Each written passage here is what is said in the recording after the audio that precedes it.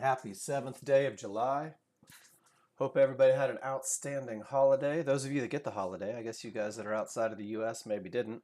Good morning, Steve. Good to see you. Um, the one thing about long weekends, somebody mentioned in the room too, you get excited about coming back Monday. You get excited about being back in the markets and watching it go up and down and doing all the things that the markets do. I'm with you. I love my job. I like showing up on Monday. So I'm glad that we're here and we have this time, guys. First stop every morning is news. Not a lot going on. There is the BRICS Summit. I had no idea what the BRICS Summit was. Apparently, it is 4 or 5 highly influential European moneymakers. May or may not have any effect on the U.S. markets. We'll see. I guess if they come out with some bombshell of a release to the press, maybe, but there's none scheduled. So really, we're just going to get straight into doing what we do, guys. We're going to talk about how to identify momentum. We're going to take a look at areas that could stop the market, and find a way to capitalize when we have the two. I will be covering both NinjaTrader, using the dynamic Renko bars, key Fibonacci areas, understanding momentum, and knowing how to avoid trying to go long into this situation or how to avoid trying to go short into this particular situation. We will also be looking at TradingView. We'll be talking about trigger lines. We'll be talking about areas, guys. Regardless of which platform you are using, there's some very, very key and very basic concepts that are going to aid in your long-term success, guys. And it's understanding the first two concepts of this recipe for a high probability trend trade. Understanding momentum and path, guys. On your dynamic Renko bars, momentum and path play an even bigger role than they will on TradingView. On TradingView, because you're using 15-minute and 1-minute bars, the change is a little slower to see. So I'm developing some lessons on just understanding which side of the triggers you're on the 15. So we'll talk about that today as well.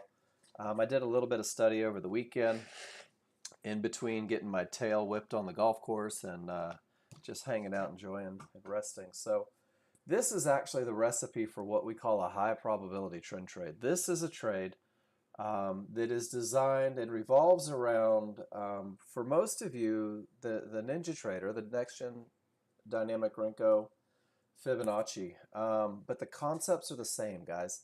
Have a market that is moving in the direction of momentum. Teach you how to define it. And really, for a lack of better phrasing, don't trade into something. You're going to see the somethings everywhere. And guys, you have the ability to trade away from key areas and get paid at key areas rather than trading directly into key areas. So we're going to focus on momentum, and we are going to focus on path, guys. And momentum really is the same for either chart. Momentum is taking these small triggers, whether you are on TradingView or whether you're on NinjaTrader, guys. You're going to see small triggers, the two faster lines, and you're going to see large triggers. These work together to create that advantage of momentum. When these two separate, guys, that's your look. This is a market where the odds are favorable for it to continue up with those trigger lines showing the gap between.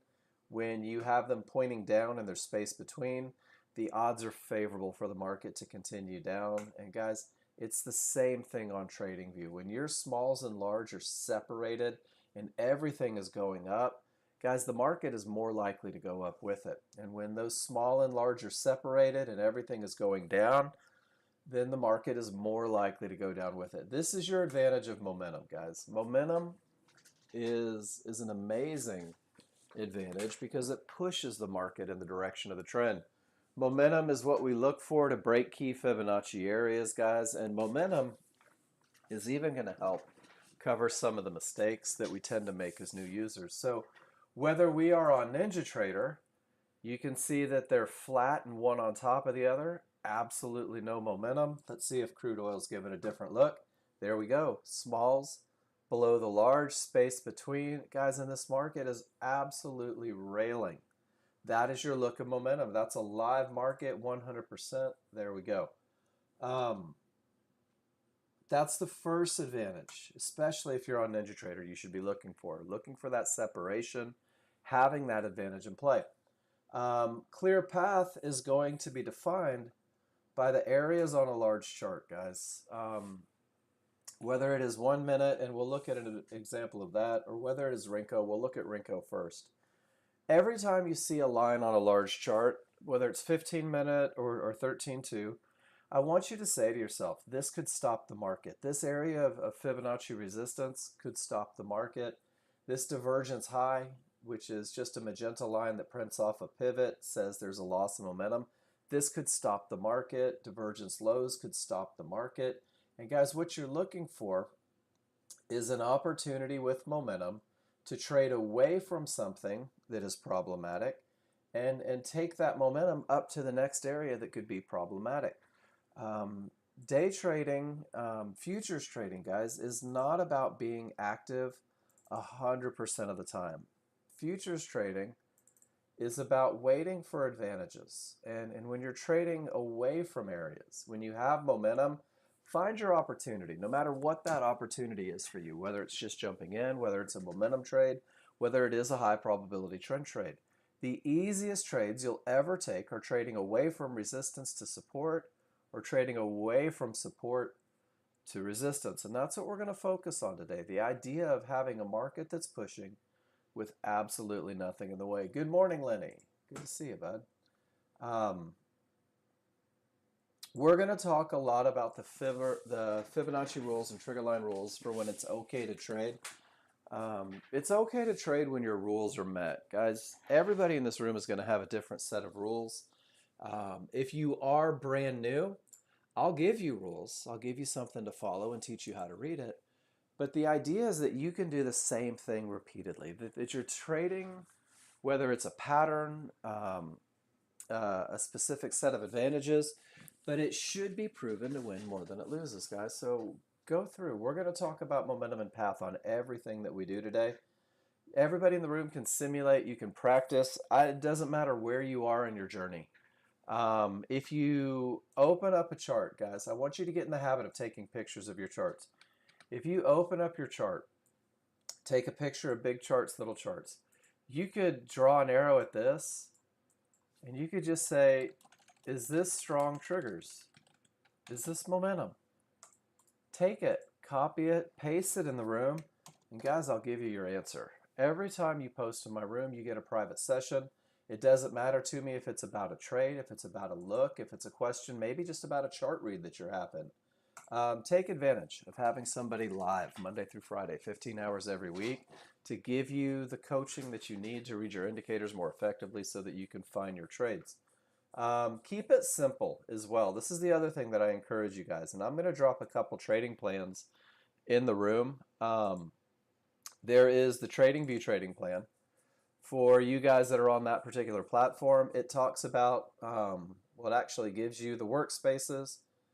It discusses how you'll use both the 15-minute and the 1-minute chart, where entries are taken from, and then it gives you a checklist for entry. And these checklists are what are going to allow you to be consistent. And what you can do is you can say, every time I see this, I'll go to this. And if this is true, well, then I'll look for an entry, guys. And it's really a flow chart no matter what it is. So I'm going to drop the TradingView plan in there.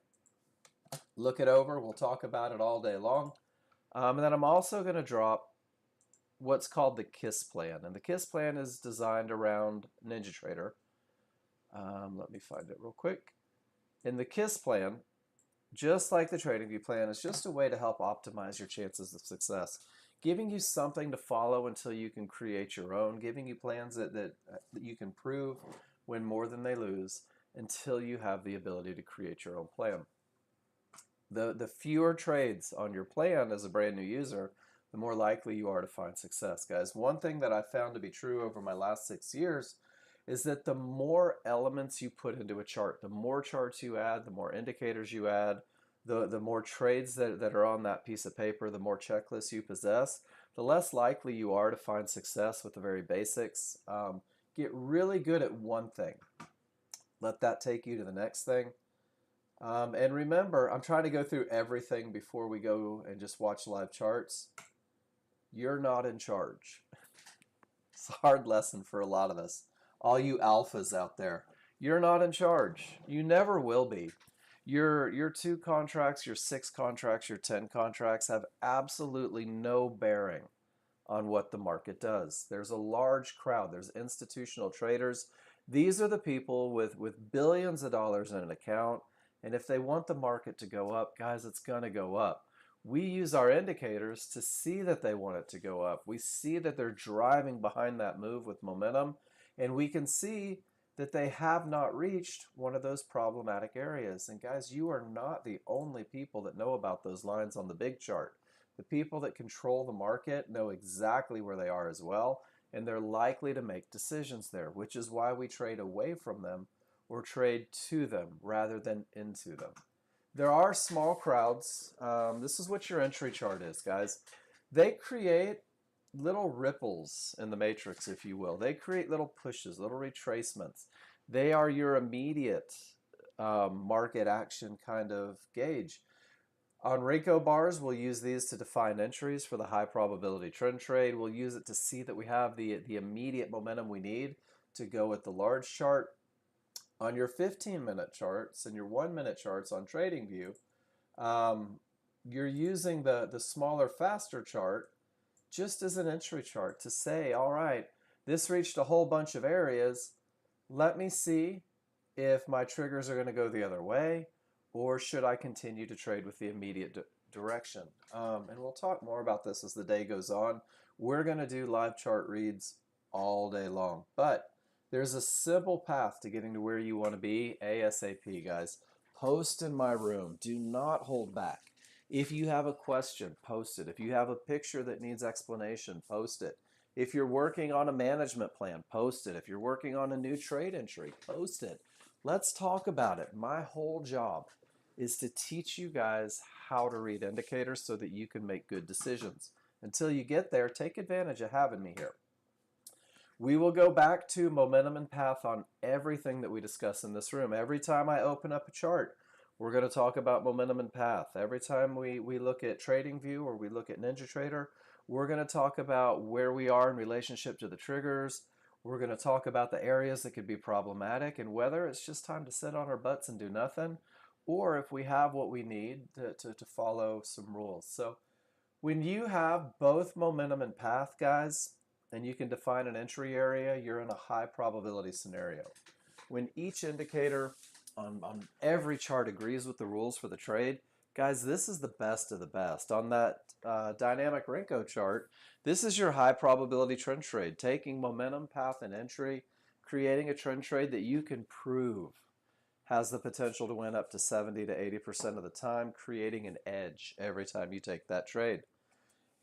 If you get in the habit of talking about advantages, of saying to yourself, I have this is great, I don't have this, I might have to manage a little bit. Guys, momentum, path, and entry, when one goes away, it's no longer high probability, it's medium probability. This will be the majority of your trades. But because you understand that something is amiss, something isn't perfect, something has gone away from the ideal equation, you're going to know whether or not you should manage a little more assertively, or if you even want to take that trade and you're willing to accept the risk. And then finally, when you lose 2 out of 3 of the good things, guys, there has to be a little trigger in your brain, a little alarm in your brain that says, wow, everything that I hold near and dear to my heart is going away. Maybe I don't want to risk my money. And that's up to you. You control the entry. Nobody can make you get into the markets. Nobody can force you to enter. And if somebody is, blink twice. I'll send help. But 95% of your day is doing nothing. 95% of your day is sitting on your hands, just waiting, guys. Waiting in a futures market that probably trades upwards of $150 billion a day exchanged. You're going to find a way to make 400 to 500 a day consistently. Do it for the rest of your life. Mirror a couple accounts. Play a lot of golf and drive hot rods. Knowing what's good, what's bad, it helps you make decisions not only on entry, but how aggressively you may need to manage it. So for our Renko charts, let me minimize this. This is the best momentum, guys. And when we're at these areas, trigger lines are going to tell you what you need to know about that area. So I'm going to give you the recipe. We're going to count triggers, if you will. If I reach an area and only two of my triggers, the small triggers, break through the area, I have to assume to myself that even though it does have the potential to break, it is less likely to break. It's not the ideal scenario. If I reach an area and three trigger lines break, one of the large and two of the small, the areas are more likely to break. The breakout is more likely to happen. Once four trigger lines, both small and large, get through an area, the area is considered broken. So when you get to an area, you're just going to count triggers. How many triggers have gotten past? Is it 2? Is it 3? Is it 4? Your chances of success go up every time a line breaks through. But if no triggers break through, if you reach, for example, Fibonacci support, and you still have 1, 2, 3, 4 triggers above it, this is the biggest red flag you're ever going to see. And it's going to say to you, hey, this is an area that's more likely to create a bounce or a reversal than it is to just break. Sit on your hands and wait for some triggers to work their way through. We see it live right now. Two of the small triggers are through. One of the large triggers are through, so I'm in that three trigger scenario. This was your first potential entry, ladies and gentlemen, where price pulled right back to resistance right inside of those triggers. This is a momentum style trade. Everything good is going on, and that's your opportunity to try to break through. If it's really going to break out with three triggers, guys, that was your first shot. If this trade fails, if we get a reversal bar, that's when we start looking for areas inside of those triggers, because that's where the trend trade is most likely to come from. So we're just going to go through all day. I don't have any separation between triggers. I'm void of momentum. Price has reached a divergence high line. Four triggers remain below it. Can you guys give me a why? If you recognize that if you're just talking through it, I don't have momentum. My path isn't there, guys. This is a low probability if I make the decision to take a trade. Has anyone ever walked into a casino, said, man, I'm going to go to the blackjack table and I'm going to hit on 17 every time. I'm going to hit on 19 every time. I'm going to put myself in a position where I lose more than I win. Nobody's ever done it, guys. But for some reason, you day traders hate to sit still. It's okay to relax. The S&P crude oil trades billions daily.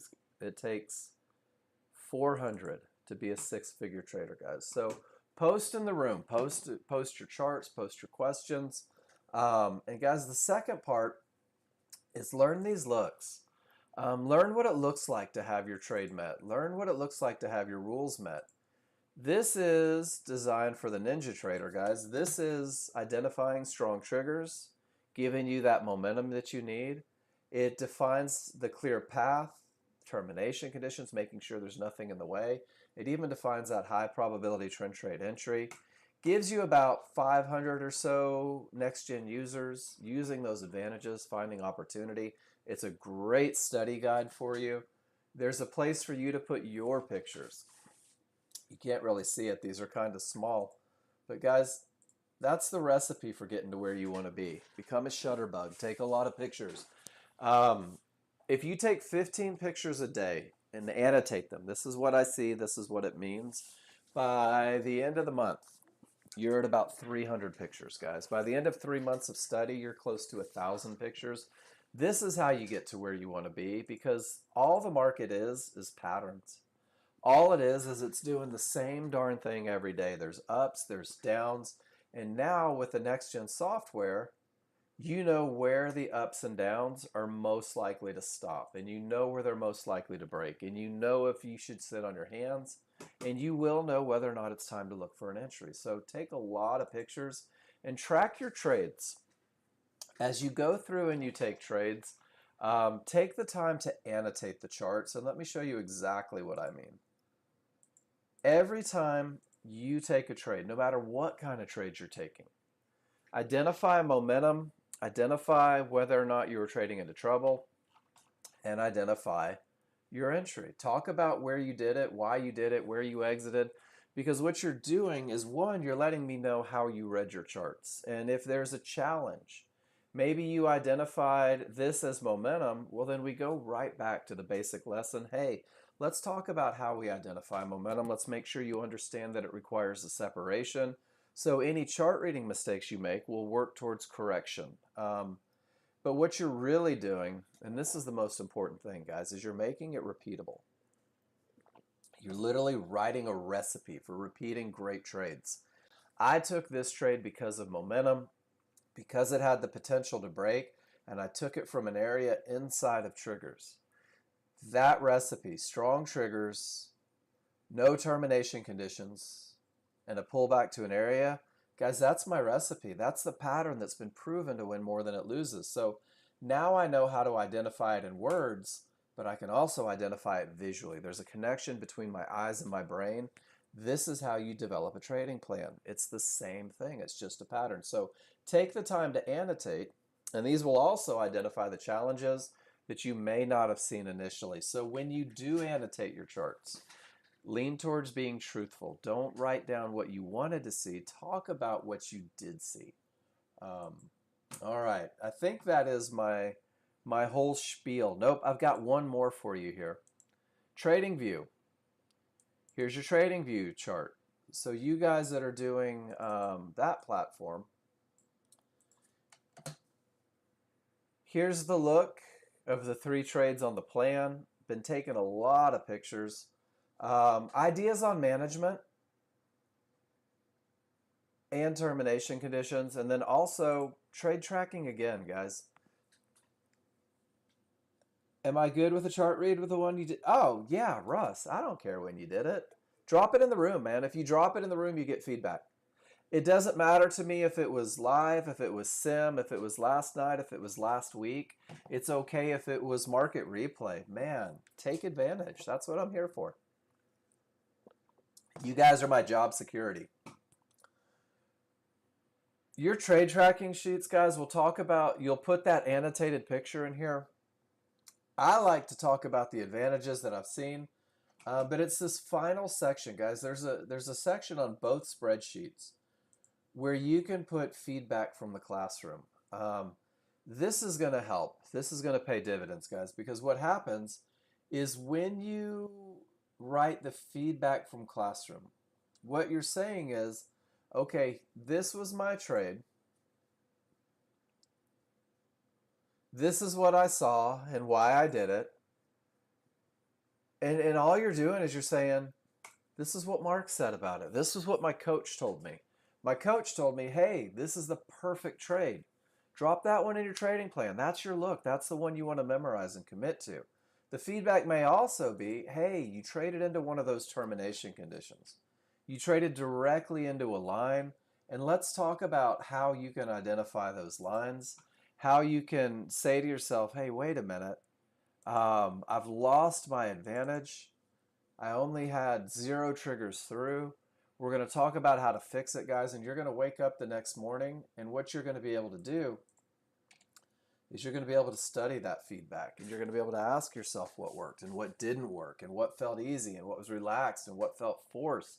And guys, that little study every morning is going to set you up for the day. So that is my pre-chart read spiel. I wanted to get it in before the markets opened, guys. Crude oil, once you got above trouble, there may have been an opportunity for some of you up there. Start to get the separation, absolutely nothing in the way, all the way up to Fibonacci resistance. And when I told you that we're not the only people that know about these lines, look at the market reaction right from that key Fibonacci area. Look at the reaction from this one. Only 2 triggers on 1-to-1s. You got that long, Pete, right into Fibonacci resistance. That's where the reversal came from. And guys, the bottom before the move up was right from yellow 1-to-1s. You know where these areas are. The easy money, and Pete did it, is in between. Trade away from trouble. Get to trouble. Make your life easy. Make it simple.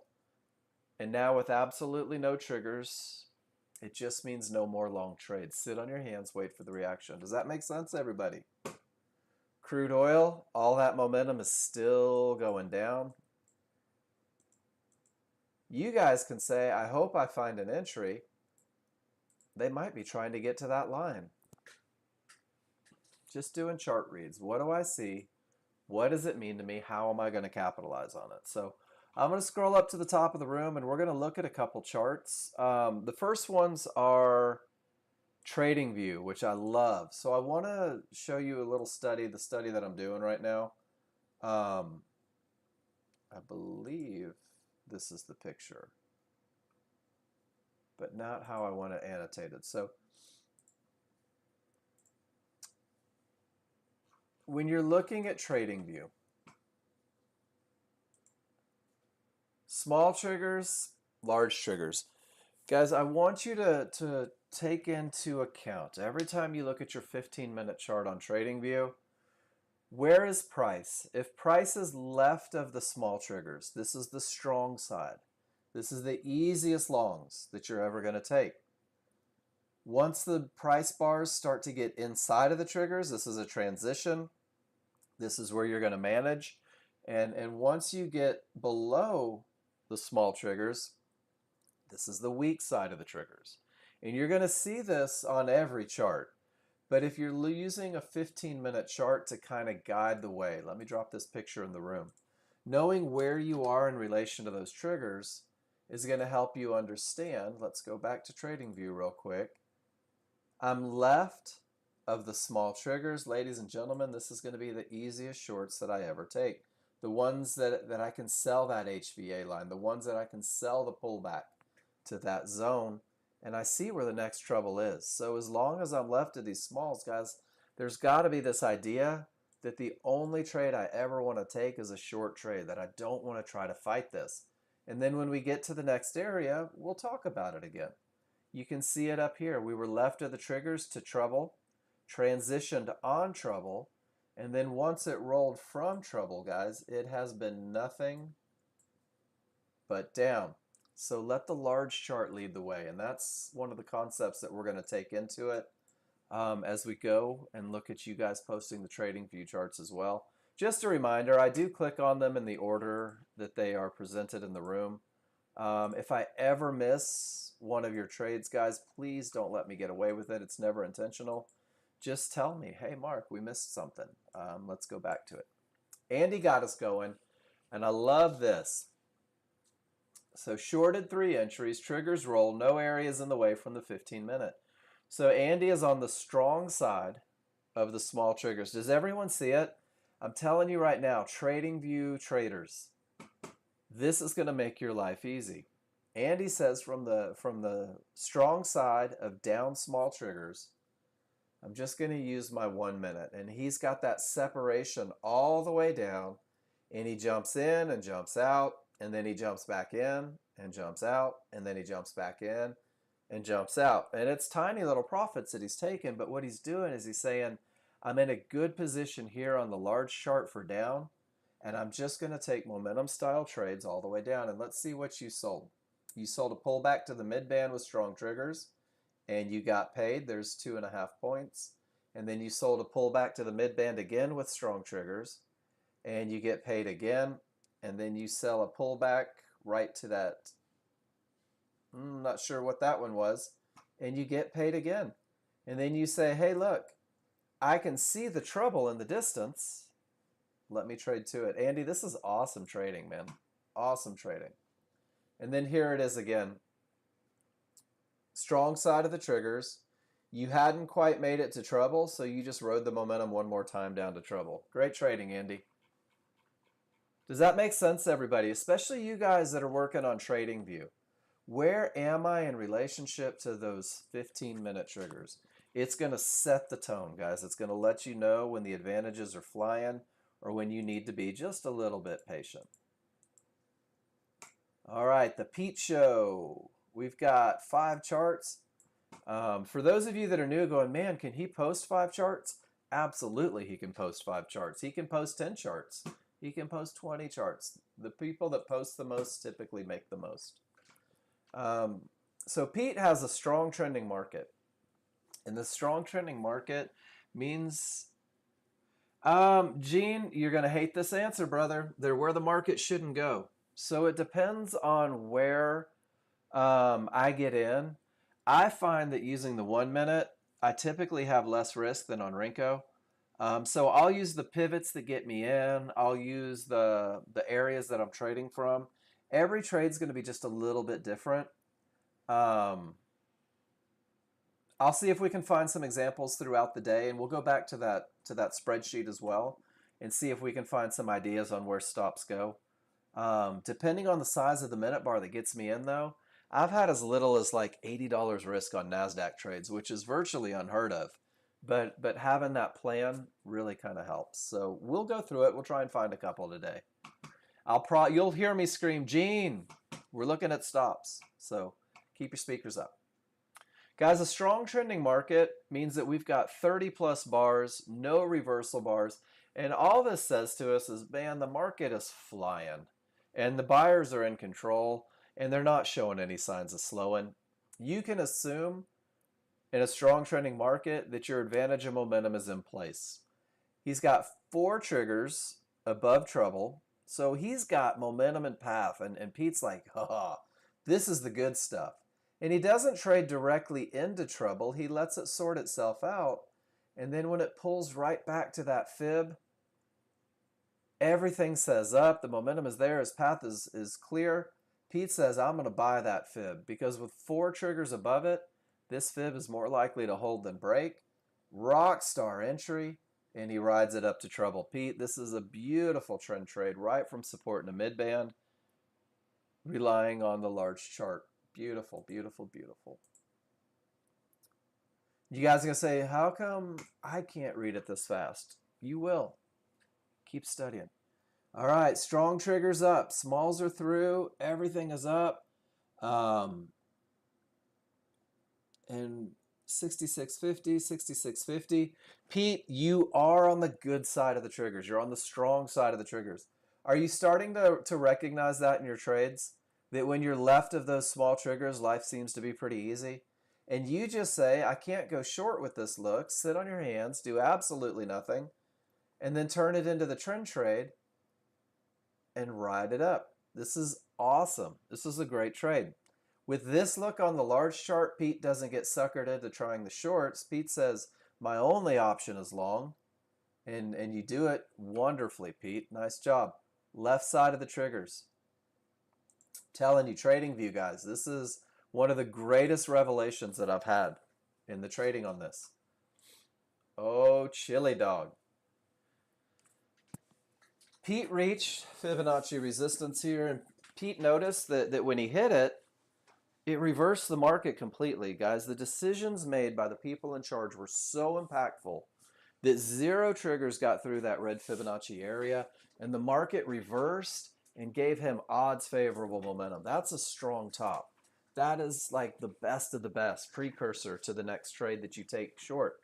He has all the momentum in the world, only 2 triggers through, and Pete says with this level of momentum from that strong top, my small chart is mirroring that momentum. Let me get away from trouble once again.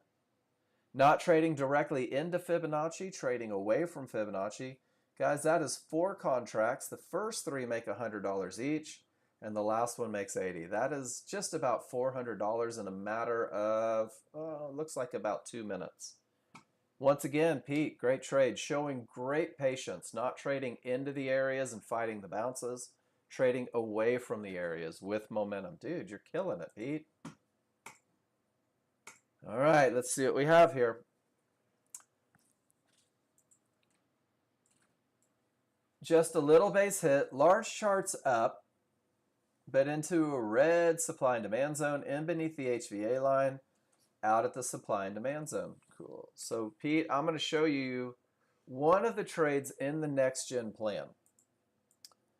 When I reach this zone, you can see it over here as well. The triggers roll. That's your entry right where you took it. Sell the HVA line, guys. This is what we call an HVA trade. And an HVA trade is a way for you to capitalize on knowing where the market may reverse and letting your small chart show the change that you can't see on that large chart. Large chart still says up.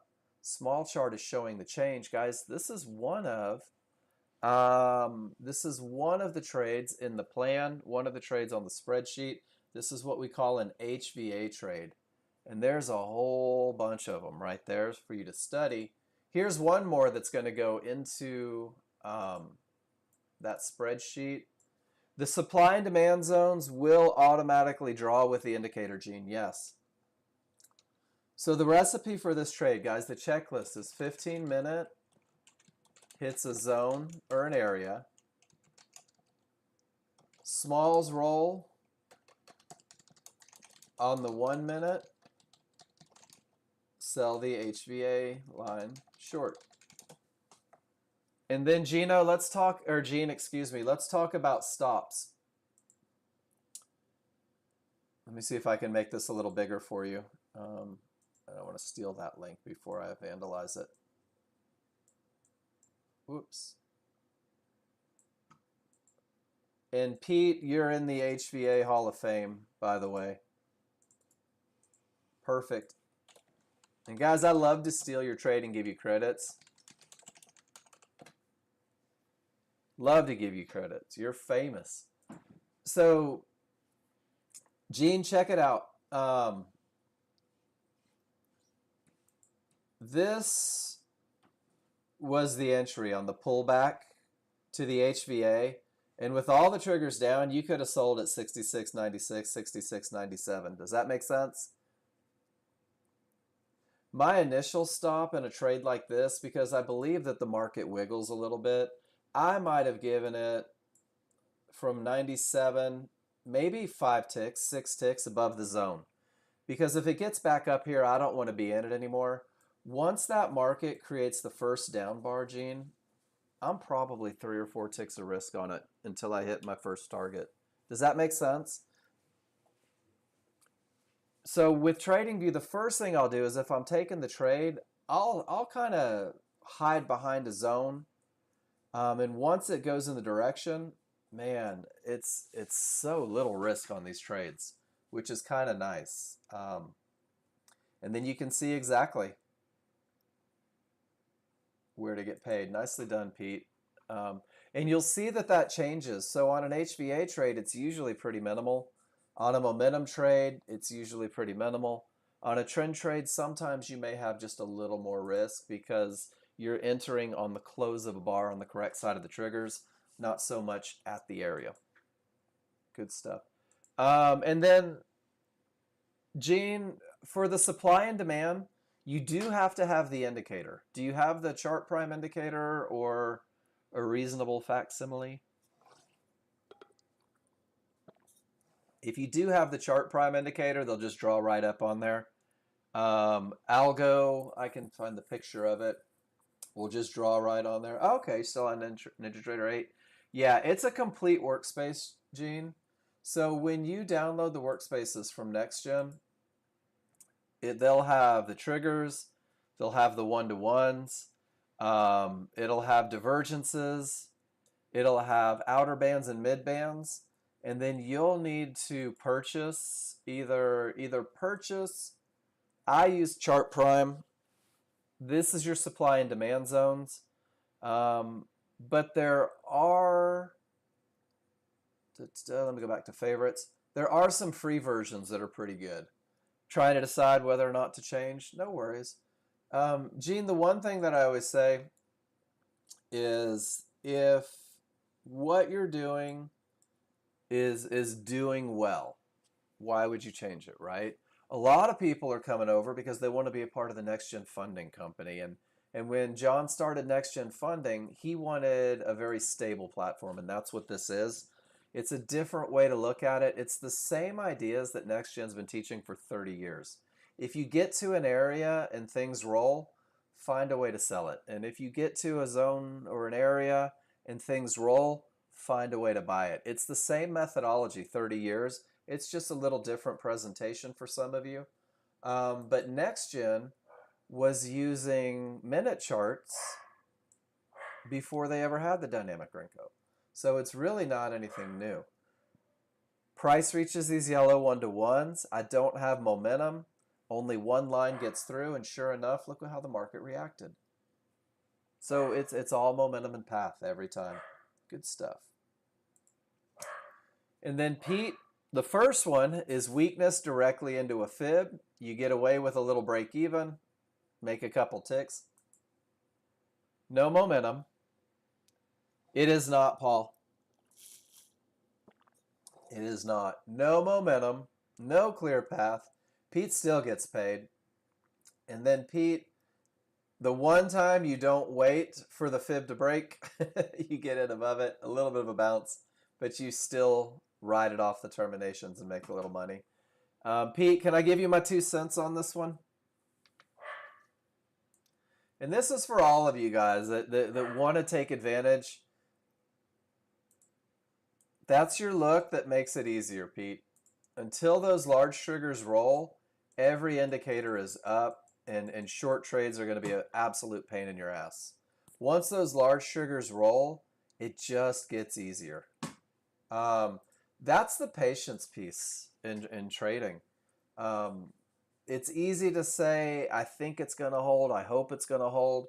Guys, when the triggers roll, you can say, all right, my small chart is showing me that it has held. So just a little something that may help drive that patience home. No, Jerry, I'm going to give you the answer that I give everybody. John Novak, when something is ready to go, is ecstatic about it. And I promise you, there will be posts in the rooms. He'll probably send out emails. And I don't know, there you go. Or he'll just put a big no when you ask the question. Good morning, John Novak. And now he's about to tell you how we used to use minute bars. Watch, he's got a whole dissertation. It's a TV thing that isn't going to happen. There you go. Thank you for that, John.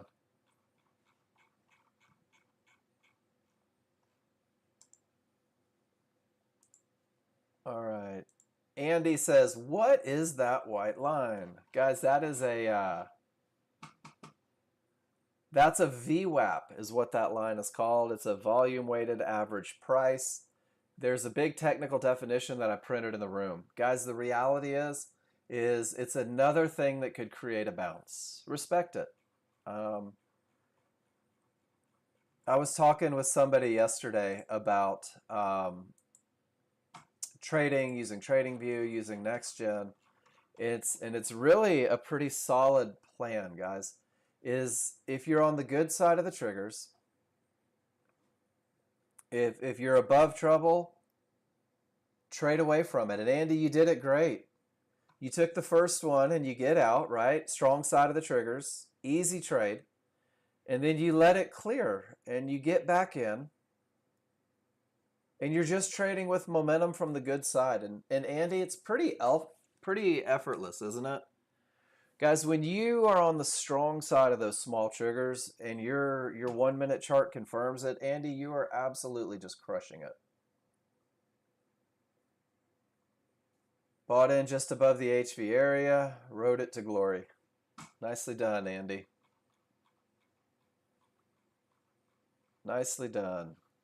All right, let's see who's next. Dun, dun, dun, dun. Paul W.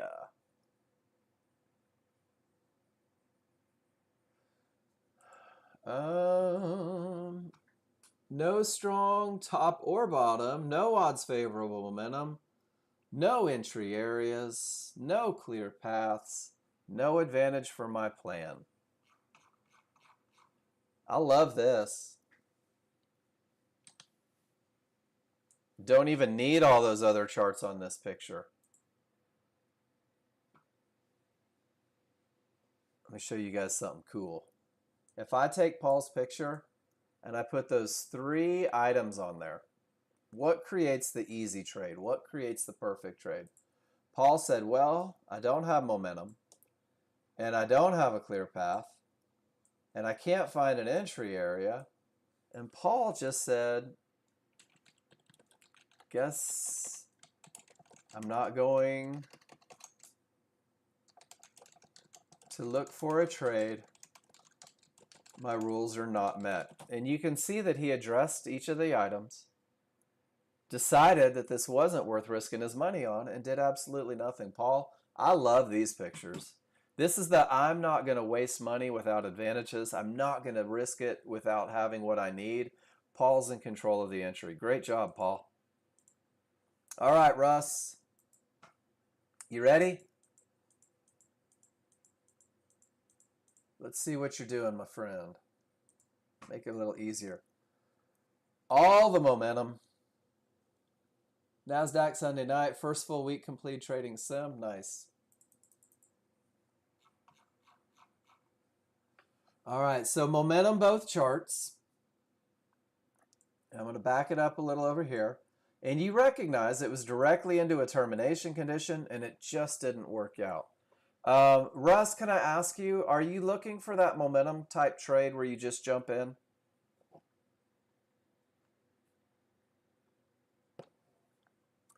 I'll address that. Okay.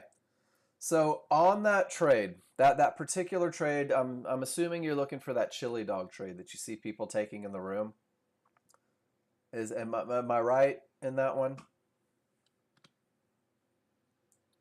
There's a couple things that set you up for that trade, and you got excited because of momentum, and I love that you guys get excited about momentum. That particular trade, if you're following the plan, the back end of the bar, the trailing edge of the bar, has to clear trouble. Does that make sense? So it goes off the idea that these lines represent someplace where the people in charge might make decisions. And you can see the fight. Do you see all the bounces that you had to sit through? What a colossal pain in the butt. If you let the back of price, you let price, all the bar, get away from these decision-making areas, what happens is then you have momentum. You're nowhere near any place where the people are going to make decisions. And let's see if we can scroll this over. And that's when it becomes easy money. Does that make sense, Russ? This is the mess that you never have to be a part of, because you can see how we're still above those blue lines, and that's all the indecision. Once you get below, that's when it really becomes pretty easy for you. It's a great chart read. It's a great large chart look. You're really looking at that advantage. It's okay to be patient, man. But I like it. And this is a great lesson because you recognize, whoa, I traded into a termination. Look what happened. And then you're focused on getting away from the fib rather than trading into the fib. Nice job, Russ. Good look. It's fun as you start to put the plans together too, right? You're kind of like, all right, things are starting to make sense. Momentum makes sense to me. You have an area that can create trouble. You get below it on the small chart, and with all that momentum, you're able to capitalize quick profits. Really nicely done on this one. The idea that with all of that momentum, even without a clear path, you can ride momentum for short gains. And I love the patience on the entry. Great job, Russ.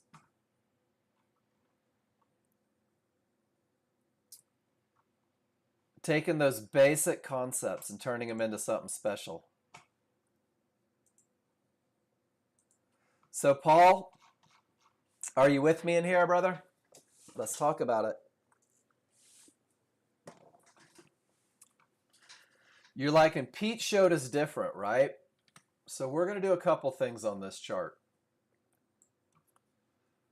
Paul, you said I can't seem to have this market get its poop in a group. It's not giving me what I need for a trade. Totally good. Great pause. And you'll notice that Pete doesn't have any entries there either.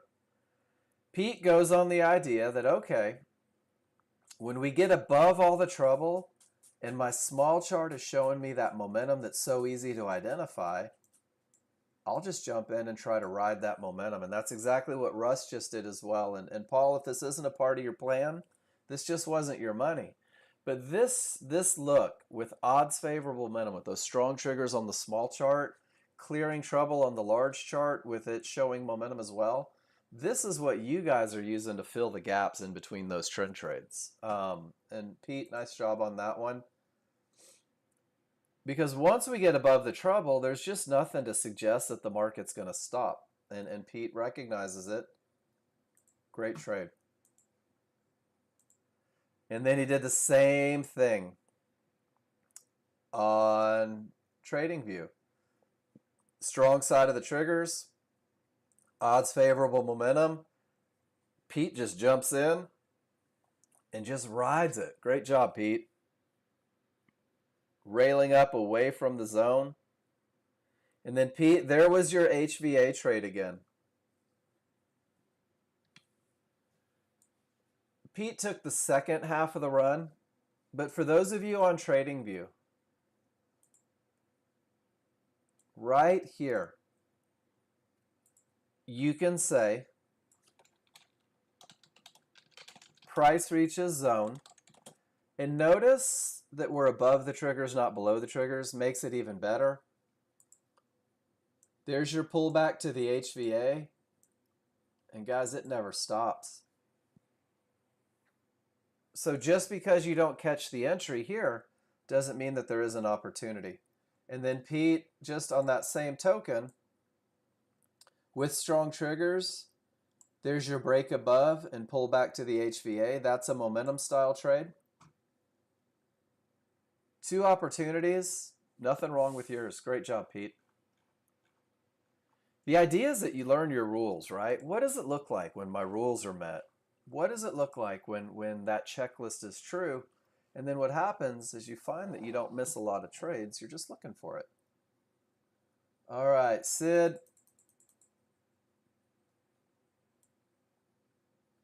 Entered after synthetic, took it to fib, and exited. So Sid's whole plan is with this look on a small chart, jump in, jump out, right? Strong triggers on a small chart, find a way to get paid. And Sid, your large chart isn't giving it up. Your large chart is directly into terms, small triggers above the large triggers. You do have some immediate momentum off of the termination, not a strong trigger look, but with every indicator pointing down, you capitalize. Nicely done, Sid. You guys will find your way. When you start talking to yourself in terms of momentum and path, you will find your way. When I say take trades inside of triggers, do I mean, so what I say, Russ, let me show you exactly what I say. So the idea of taking a trade inside of triggers is the entry for the trend trade. And the entry for the trend trade says that when you have momentum, when there's nothing in the way, you're going to buy or sell a pullback inside of triggers at an area on that smaller chart. And let me show you what it looks like. I'll pull up a picture real quick.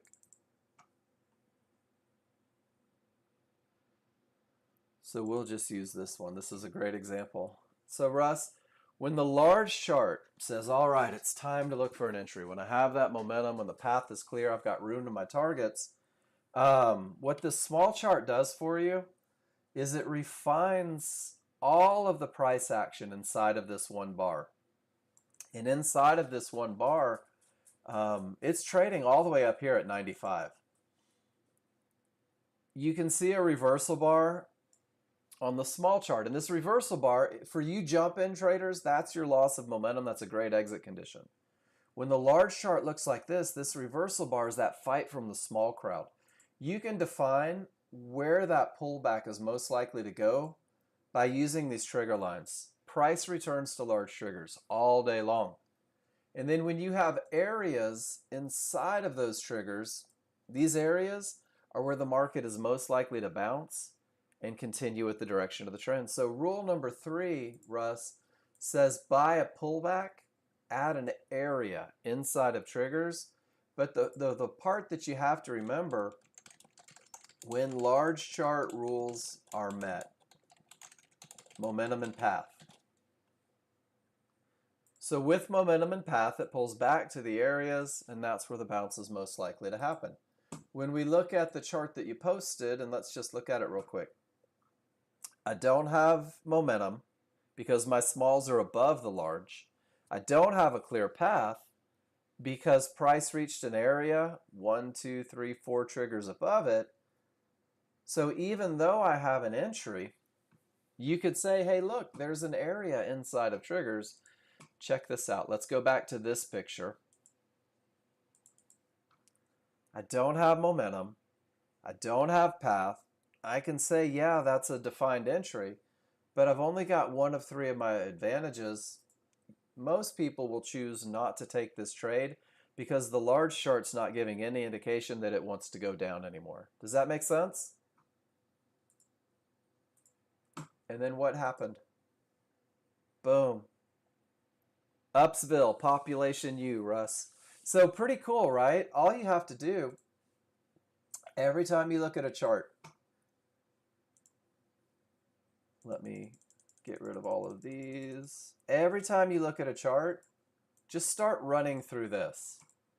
Do I have momentum? Man, I don't. Do I have a clear path? It's just not happening. So you're saying no trade. Now, if we look at the most current bar of the market, do I have momentum? Absolutely, I do. Do I have a clear path? I have to say to myself, there's a lot of stuff in the way and the triggers aren't north of it. And then you say to yourself, well, are there areas inside of triggers? And there is. And some of you might say, you know what? I've got 2 out of 3. I'll take this trade and manage aggressively. Does that make sense, everybody in the room? If you always go back to these 3 concepts, you know what's good, what's bad, and whether or not you may need to manage a little more assertively. Me personally, I don't trade in determination conditions. This line will stop the market if the triggers aren't through more often than it does not, which means if I choose to take this trade, guys, I'm taking a look that I can prove fails more than it wins. That's not an edge. That's not an advantage.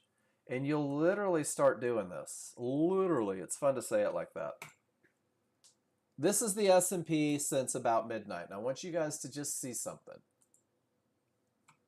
Price reaches Fibonacci support. Only 2 triggers break through. No reason to go short. That's an avoidable loss.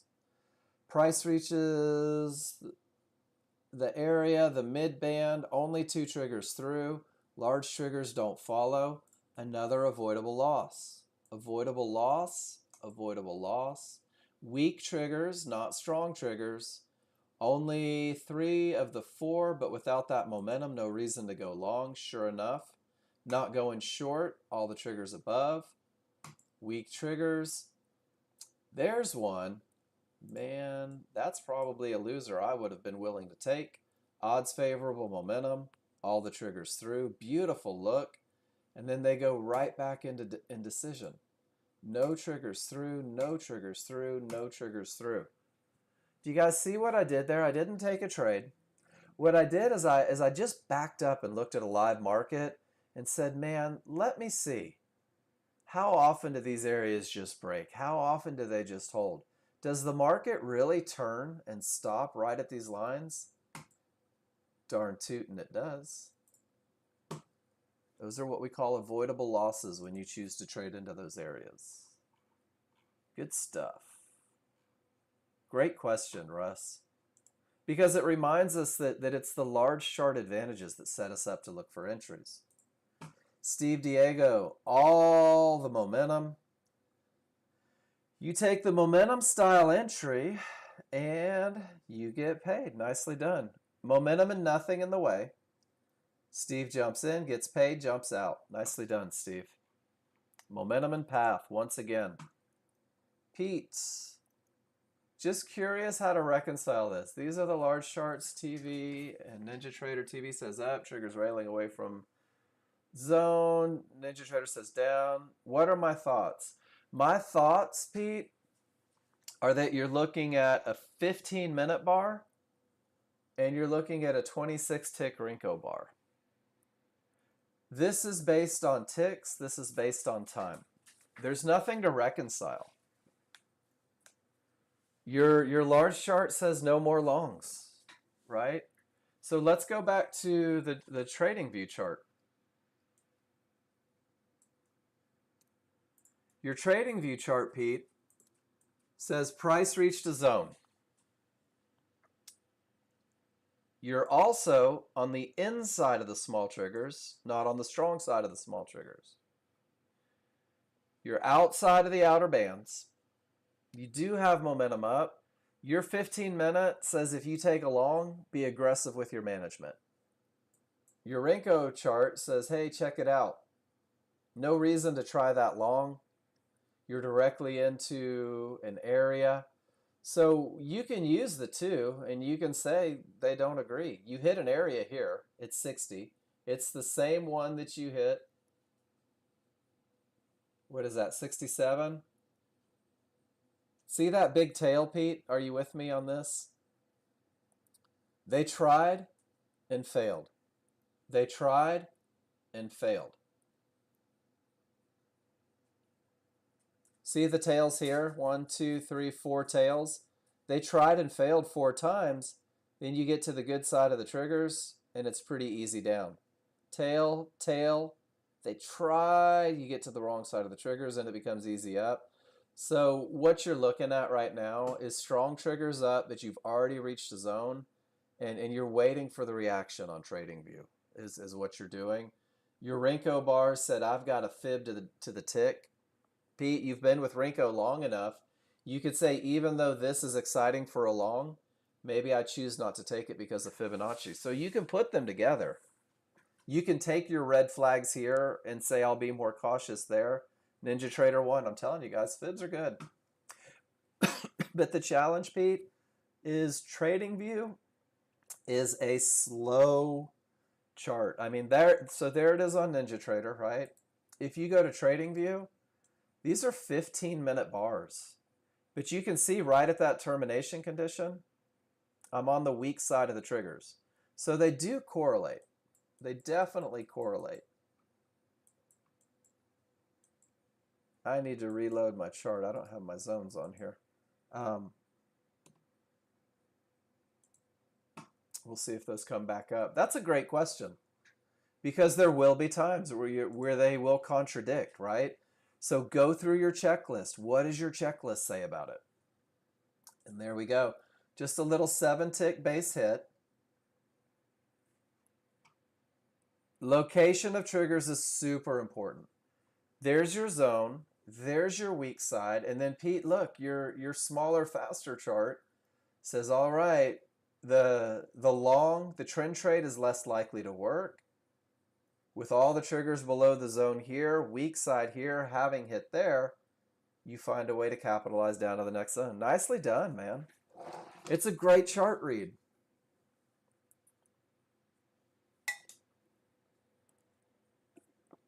I like watching you guys come together with the two.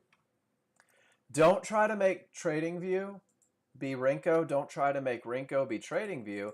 But guys, you can still take information from both charts. Nicely done, Pete.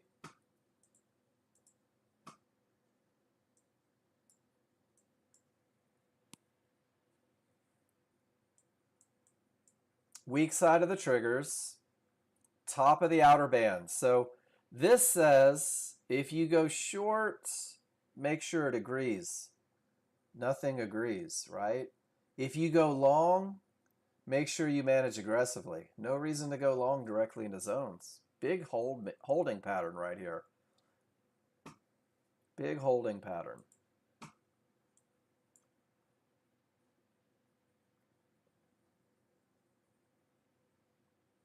There's your zone. There's a tail where they tried and failed, a tail where they tried and failed, and now it looks like zone, zone, one-to-ones, zone. We are on the strong side of the triggers, but man, it's okay to let price get down below. It's okay to let it get below this area. And if it breaks and pulls back, there's your momentum style trade. All right, guys, that's it for pictures. Let's get some chart reads. Termination reverses the market. There's your strong top. Some of you may have found one of those chili dog trades in here. Market pulls right back to the mid-band at the bottom of the triggers. And now we're coming down into the area that could create problems. And you can see the change happening on the chart there. Guys, S&P did not break. And now we're directly into support and the triggers haven't broken. So if we go back to it again, right? I have momentum. I don't have a clear path. There's an area inside of triggers, but who's gonna who's gonna trade into it? Some of you might. Some of you might not. What does your plan say? Does that make sense? Here's my momentum. Absolutely no clear path. Do I really want to take the entry and trade into an area that could stop the market? Some of you can't wait. It's the most broken rule out there. Some of you are going to say, wait a minute, this market's probably going to exchange $175 billion today. Let me see if I can find a conservative way to make 400 or 500 of it. Call it a day. Go swing some golf clubs. Good morning, Cav. Good to see you. All right, guys, that's the first hour. I'm going to leave you with this. We'll see what it does. I'll be back in about 5 minutes. Waiting was your biggest issue in the beginning. It was a killer. Cav, that's everybody's. Patience is the hardest thing about being a day trader. Doing absolutely nothing. Because, guys, we grow up being told the harder you work, the more money you'll make, the more success you'll find. And day trading is very counterintuitive. There's a lot of sitting around hanging out. So, guys, I'm going to leave you with this market. We'll see what happens. Steve Diego, I believe that one has been scrapped. It is no longer in the works. Not going to happen. Officially dead in production. All right, guys, I'll be back in 5 minutes. Post them if you got them.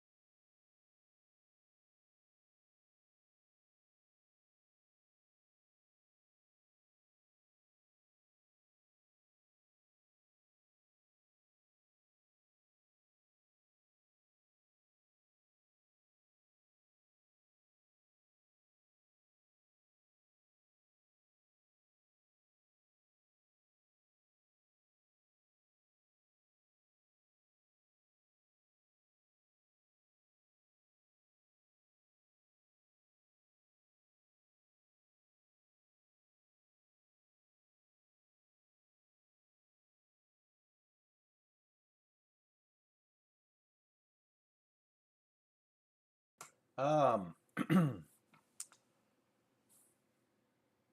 still holding. Some of you got faked out a little bit. Good morning, Wayne. And then guys, 2 triggers through. 2 triggers way the heck up here. Struggling to find a clear path. All right, let's see what Wayne did. Oh, here we go.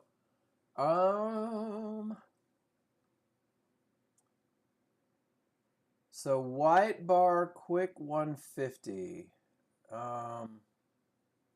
Enter on the way up after triggers roll. So strong triggers up. I'm trying to see what you did, Wayne. Market comes down. It looks like you went long, just a little premature, fought the triggers, and then you hit the zone and get in on the easy side of the triggers and make it back. Is that right? Did I read that right? Fought the triggers, it didn't work. In on the easy side, easy money. You made money both ways. Did you short? This is one of the ones that's hard with minute bars. It's hard to tell. That looks like you went long, but you actually went short at 16, got paid at the zone with momentum, and then when the zone gets hit, traded with the large chart going up. Nicely done, man. That's 2 trades. I'm still learning how to read these charts when they're stacked like that. Sometimes it gets a little difficult. So that was your white bar. I don't see the entry here. I think that's what got me. Nice job, dude. Trading with triggers, not fighting them. Seems to be a recipe for success on TradingView. Not fighting. All right, so all the momentum, none of the clear path. And it's just wonky over here. All of the momentum, none of the clear path. And sure enough, it didn't work. Can it really be that easy? I feel like it can be. I feel like it can be that easy. You have NinjaTrader on one screen and TV on the other? I was doing that too for a while. What I found is that you can trade both. You just have to remember that they're different. That your checklist for NinjaTrader may not work as your checklist on TradingView, and your checklist on TradingView isn't going to be the same for NinjaTrader. So it's definitely apples and oranges, but the ideas are the same. The ideas are the same. Whoops, I just crashed NinjaTrader. One of the reasons why I keep my TradingView up. Yeah, I'm at the point the only reason I open NinjaTrader is to teach this classroom. It does give you more info. I don't disagree, Wayne. It is more information. Some of you can handle it. Me personally, less is more for my brain. I like my things just as concise as can be. Because, Wayne, were you in here for Pete's post earlier? Let me show you what Pete posted. And this was a good example of how your brain says, whoa, I got to go long. Look at this look. And then NinjaTrader says, don't go long. Look at this look. And you've got to go through, and when you're using both of them, dissect it. And Pete did a good job on this one because hit the zone, weak side of the triggers, and NinjaTrader confirmed that that area was most likely to hold. This was a great example of when they can work together. Sometimes they're going to disagree. If they disagree, just remember to trade the charts you're looking at. There we go. Let me open up my other one. Sorry about the crash, guys. That happens every now and then.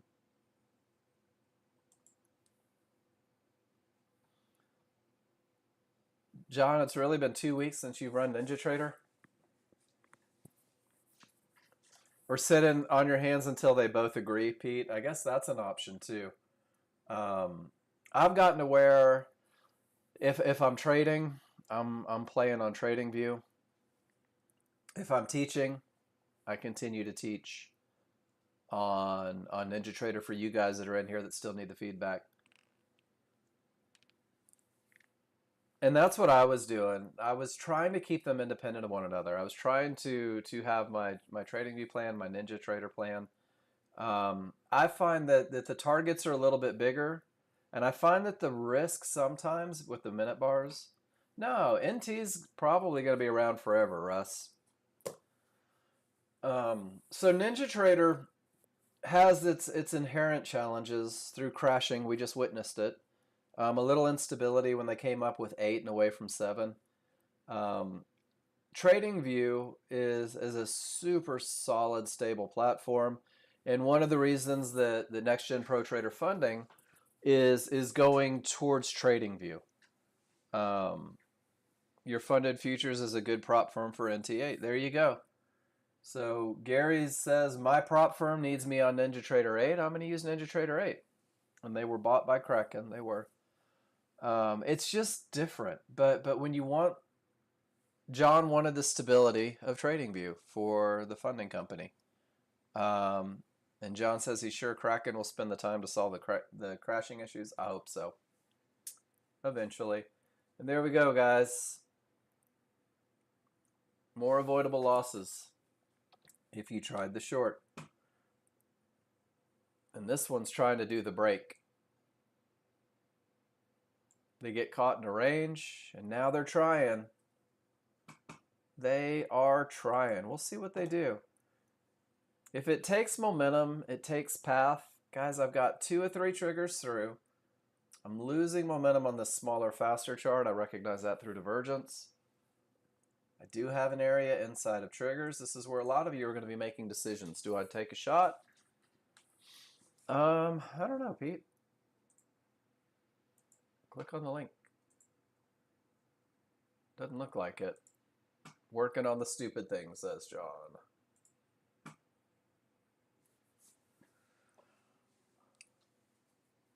Monday morning, all your U.S. friends still waking up from the holidays. I guess so.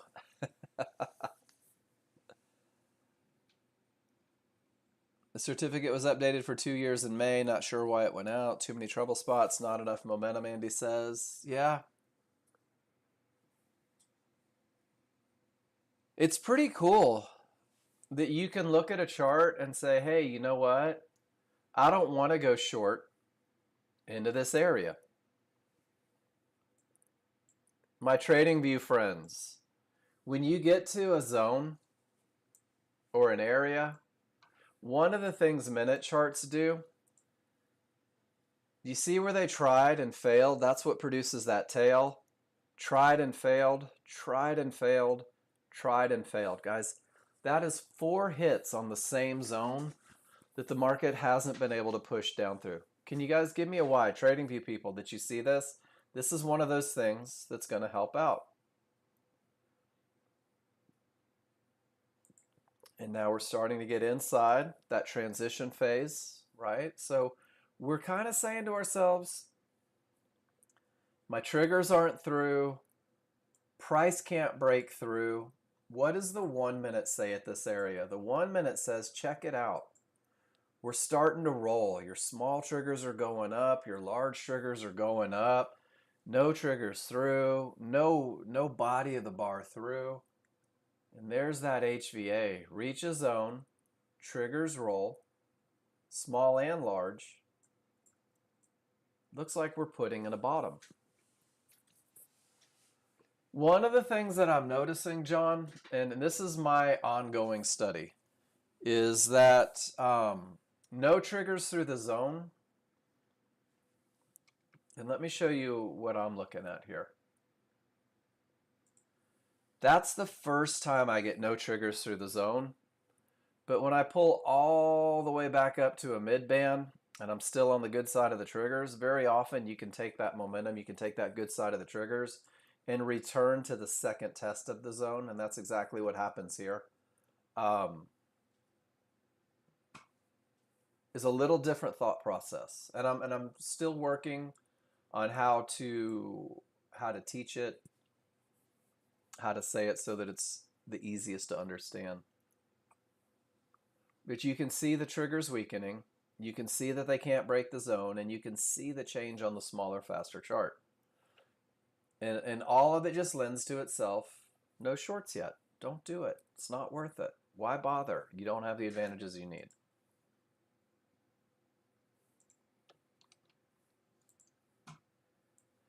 S&P,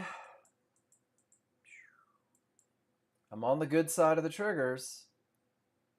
Only 2 through the area. My 1 minute does not agree. No reason to try a short against this look. Too soon for a long with this look. Transition. Crude oil. Pete, looks like they're going back to retest your area, right? So if you found a little bit of a short, you hit your zone, the triggers roll. And now we're coming back up.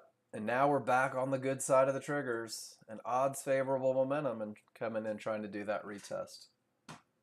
And then gold, just for Wayne, because Wayne's a gold trader. Good side of the triggers, odds favorable momentum. Wayne's like, I'm going to look for reasons to go long until they give me a reason not to.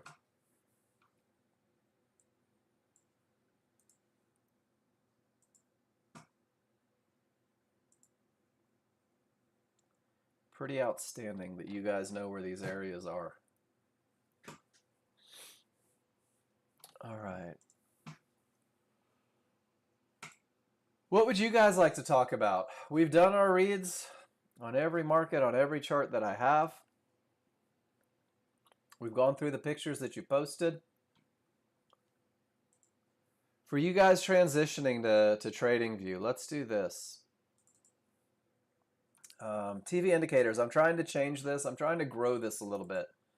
So let's talk about what the indicators are. Pablo, this is for you, man. Both charts have trigger lines. You've heard me talk about triggers a lot today, guys. There are small trigger lines, and there are large trigger lines. When they're red, they're going down. When they're green, they're going up. When they cross over, when the smalls cross below, that's what paints a background red. When they cross over, that's what paints it green. So guys, we've got trigger lines. And trigger lines are going to really tell the story on most things. Your 15, excuse me, your 15-minute trigger lines, and I'm going to drop this in here for you as well. Kind of what we've been talking about today. There is a strong side. When you're left of the triggers, guys, this is the best momentum. You're in the best spot for longs. In the transition phase, this is where you're going to have to manage maybe a little more assertively. Yeah, we'll do it as soon as I'm done with this, for sure. Wayne. And then, guys, the weak side of the triggers. So let the 15-minute triggers tell you whether it is full throttle, ease up, pump the brakes. And then the 1 minute's the same thing, guys. If I'm looking for a trend trade to go with the large chart, against the small triggers creates problems. Close on the correct side of the triggers is where I start to find the advantage.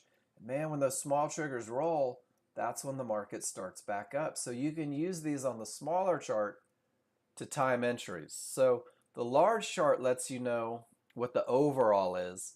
The small chart gives you the ability to kind of refine it. And let me go back and show you guys Wayne's chart. Wayne goes short with the triggers, and then when he gets and they start to roll, that's where he goes long from the other side, and he's able to make money both directions just using that very basic trigger idea. Great job. You're going to see divergence on the charts. Divergence is a loss of momentum, guys. That's all it is. If there's a loss of momentum here, it produces a magenta line. It just lets you know. A lot of you guys use MACDs. Guys, this is using MACDs. That's part of the code that lets you know that there's a loss of momentum. Momentum's not following price. How do you use them? Just surfing with momentum. Amen. Guys, this is a line in the sand, and let me blow this up a little bit. use some sound effects to do it. There we go. This loss of momentum is nothing more than identifying a loss of momentum. Price went down, price went up. Momentum didn't follow, it creates the line the same way it does all the way through. What that means is that the buyers or the sellers were stopped by the buyers.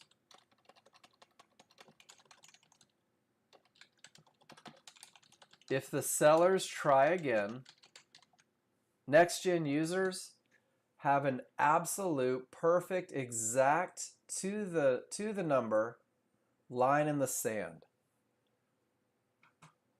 where the sellers may fail. It's an exact line in the sand where the buyers may fail.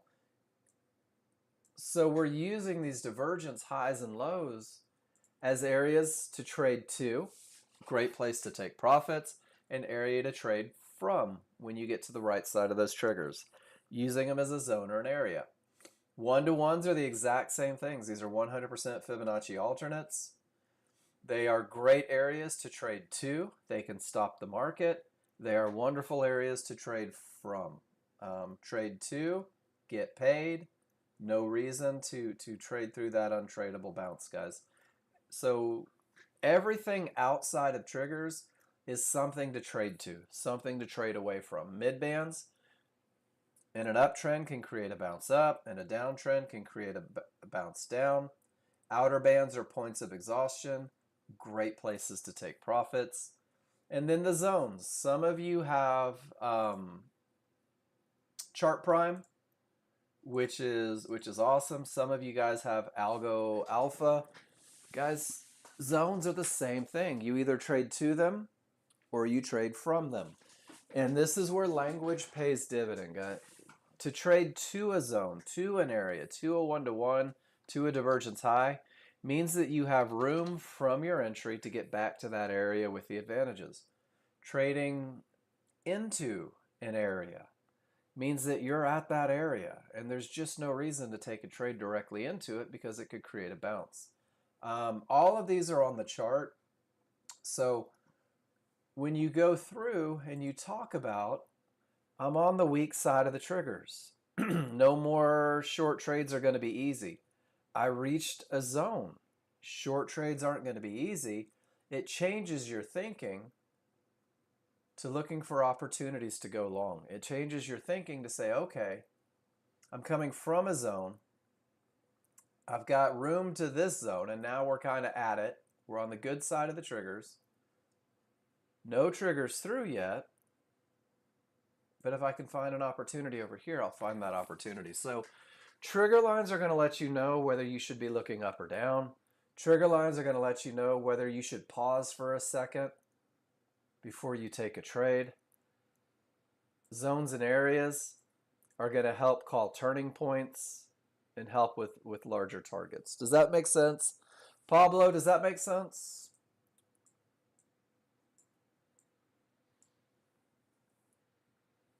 Making more sense. Awesome. And it's the repetition that's going to get you there. So, and I'll keep saying the same thing every day. So market replay, how do I get good at this? Wayne, you're trying to get them at the same time index. When you go to replay, make sure that it's all charts, not single chart. That's what threw me off at first. So if it's all charts up top, Wayne, when you hit replay trading, they're going to work together. So you can select the bar that you want to start at. Maybe you just want to start right here. Or you could select an entire date and replay the entire date. And then once, if you select bar, and let's say I just select right here where price is right at that area, when I hit play, these two will just start working together in sync.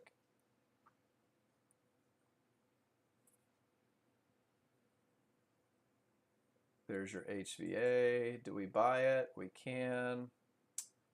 And we're losing. So you can go through and do everything that you want to do. You can do all the stuff, trade it out. That's one time. Whoops. Yours didn't do that? Yours doesn't give the option for... So if you go single chart, you're just going to replay this chart. Yours didn't have that option up type? That's weird.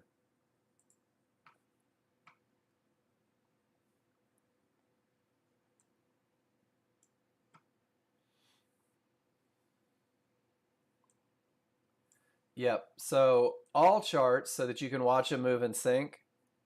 Cool. All right. So let's do a quick chart read. And we're just going to go through some of the basic concepts as we look at it. My first question is, what side of the triggers am I on? Am I on the strong side? Am I at the transition? Or I'm on the weak side of down triggers? You're welcome, Wayne. That worked out? Awesome. So right now I'm above the triggers, which is pretty good, right? Coming from a zone, I might be thinking, all right, perhaps I need a long trade. Maybe I'm going to look for a long trade off of this zone. I did go into the VWAP and the mid band. I have to be aware of that. You can see it over here. So if I'm thinking long trades, these small triggers are down and they're down strong, guys. And I have to believe that as long as they're down strong and price is on the strong side of those triggers, it's more likely to go down than up.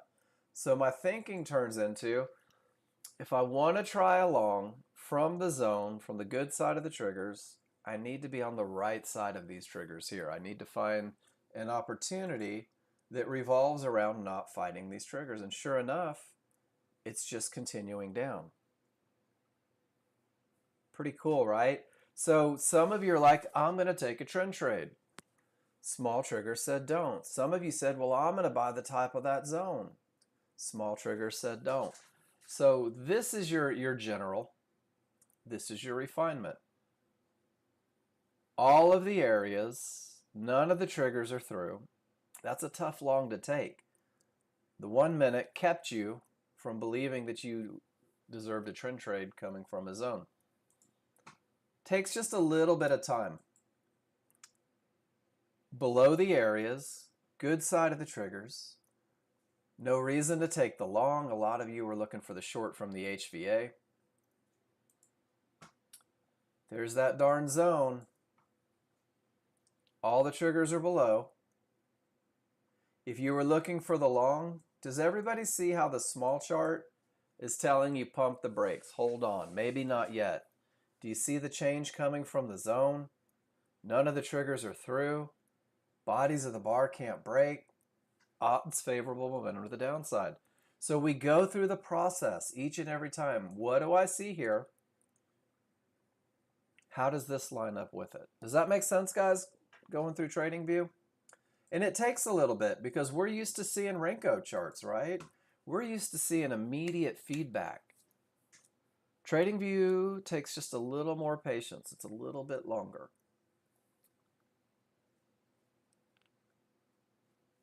Why would you be able to run TradingView data on NinjaTrader 8? I don't know the answer, Gary, but my guess would be no. That would be like saying, if I have a coupon for McDonald's, can I go buy a Whopper, right? They're two separate trading panels.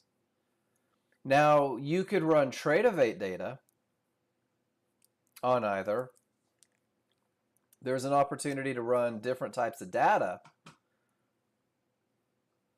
but I would think that TradingView specific data would be for TradingView. Watch this. Let's see what the Google oracles say. Can I use my TradingView data on NinjaTrader? Yes, you can use TradingView data with NinjaTrader, but it requires a specific setup. You need to connect your NinjaTrader brokerage account to TradingView, which allows you to trade directly from TradingView using your NinjaTrader account and its data feed. So, I don't know, that still suggests no.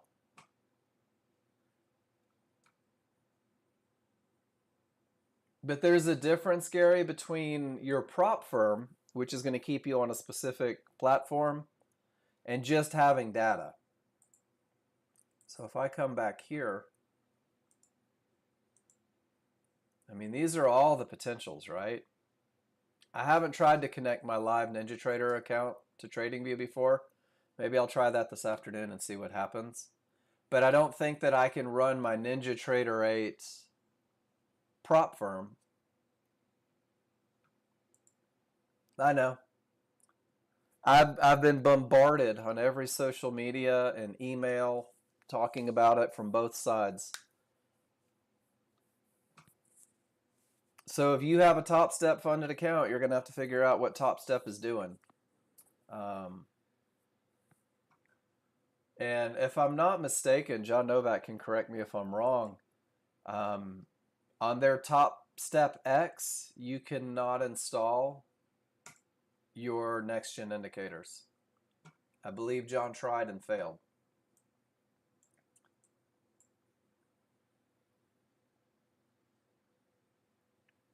There we go. Momentum for the win. Momentum for the win. Yeah, it's interesting, Gary. The whole Top Step no longer using NinjaTrader.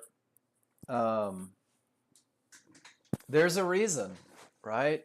Maybe the same reason Nexgen Pro Trader funding isn't going to be available on NinjaTrader. They just had some challenges. I'm rooting for them. John's been with them since the beginning, since their what's the beginning? Their start, I suppose. He was on TradeStation, I believe, before that. So he's been writing indicators for NinjaTrader forever.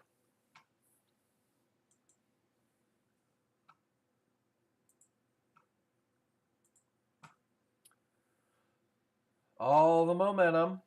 Looks like it had 2 triggers through, pulled right back to a mid-band inside of triggers. That's a pretty good look. So Pete, did you feel like everything kind of lined up to take the long? As it begins to break, pulls back, large triggers can't follow, close on the correct side. Strong side of the triggers even. I think that's one of those instances where this says we're likely to go up more. And this kind of gave you the same feel. They're just different though. We've seen this look before, haven't we? Right off resistance, directly into an area, smalls above the large, right into resistance, back into an area, smalls above the large.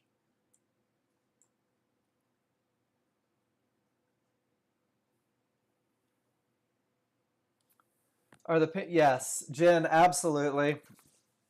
On TradingView, give them all the respect you would the yellow, because it's such a slower moving time frame. And then Jen, just one more to make you even more aware. If you ever see those 1-to-1s, and this is for all of you TradingView people, let me go to my TV pictures.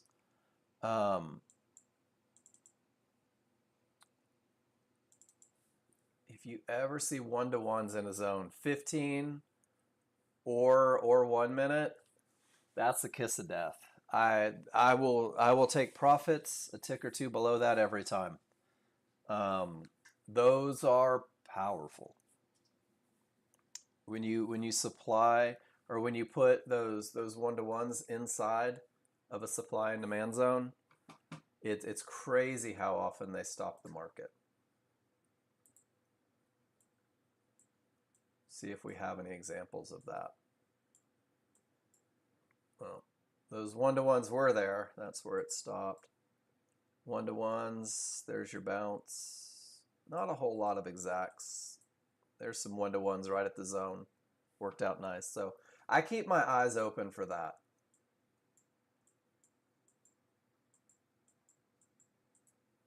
And it's just all up right now, isn't it? Oh, well, there's some 1-to-1s. Good question, Jen. Wayne, you want to see a cool trick?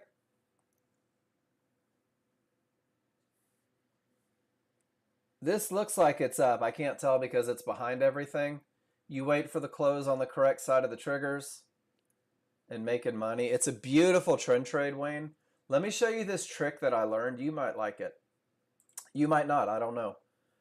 If you go to settings and go to more settings under trading, I did this. So orders and placement alignment, I put it center.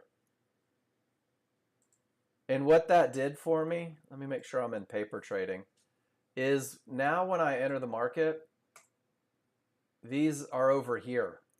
And I can see everything going on. Nothing's covered up.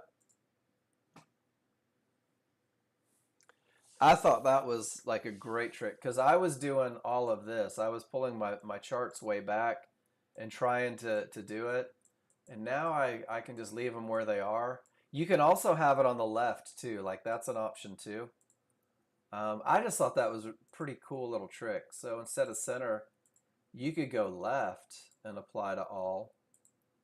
And now if you get in, it's just kind of out of your way. You can see it, but it's not all up in your business.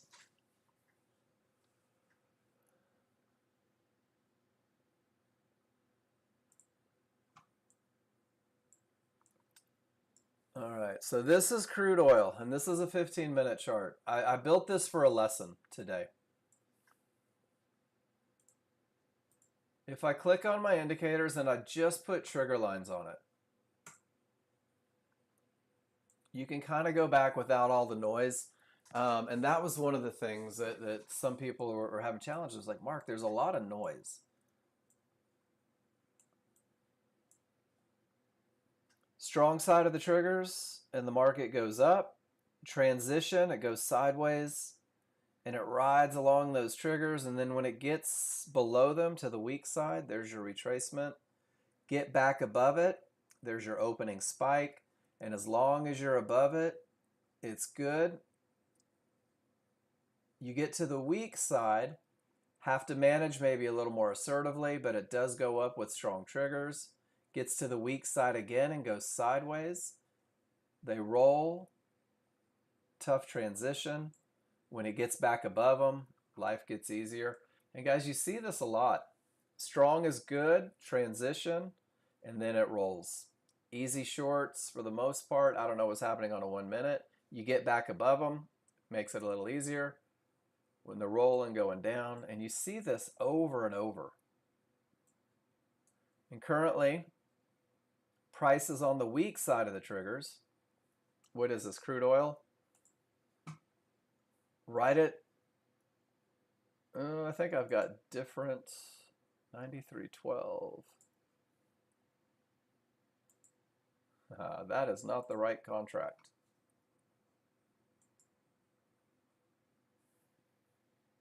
Oh, that's Colgate Palmolive. That's a stock exchange. Let's turn it into crude oil futures. There we go. Makes more sense. Oops.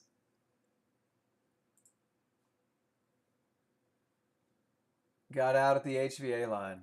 I love it. So let's look at it. Strong triggers. 2 above. Nothing in the way. You go short with momentum down to the mid band. And then once you get a close on the correct side and the smalls roll, you take it back up. Brilliant, Wayne. John Novak posted in the room last week. He said, I think, he goes, trading with the 15-minute, just using HVA lines, you could probably find a way to build a career. I don't disagree. Nice trade.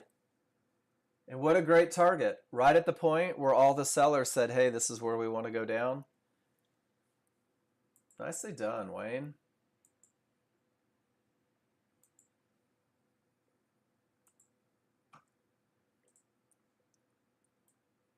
Here, nothing says anything but up. Does anybody know how to make that stop happening when you click on the chart? This is driving me nuts. This started together. You say it ran over a 1-to-1 though. Where do you see that? Right there? Yeah, it did. So when you reach that 1-to-1 and that look what happened. It hit it, couldn't break it, finally broke it. Great management point, right, Wayne? You had 4 minutes worth of bars that couldn't get above it. And then it finally went above. So, Wayne, one of the great things you could do is you could say, all right, I see trouble. If I get a close on the wrong side of the small triggers, what a great management opportunity. It never happened. It stayed to the good side. And once it gets above it, rock star.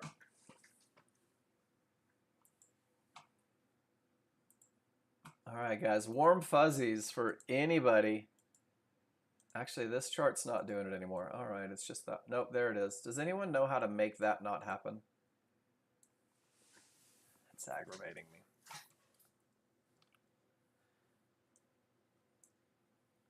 We are on the strong side of the smalls. So when I click on it, Andy, it does that open, high, low, close thing, change. Puts that big rectangle on there.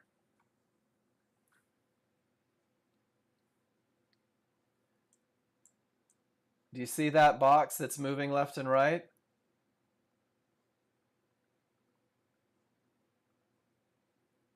I don't know why it started happening, and I don't know how to make it not happen. 1, 2, 3, 4, 5. We're at 6 tails now at support.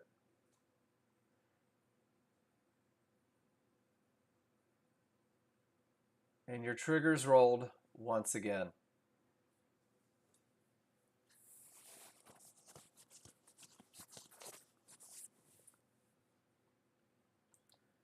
So if all you did was respect these lines, it would keep you out of a lot of trouble. What a great start. And then when you find yourself in between them, let the 1 minute tell you which direction you should be going. Let the 1 minute give you that immediate feedback. You're not getting that? You're getting a different box? Then Andy, you're probably not my answer man on this one. I tried Googling it earlier, but I had to start class. It's just weird. Weird that it showed up. I'm not sure what happened.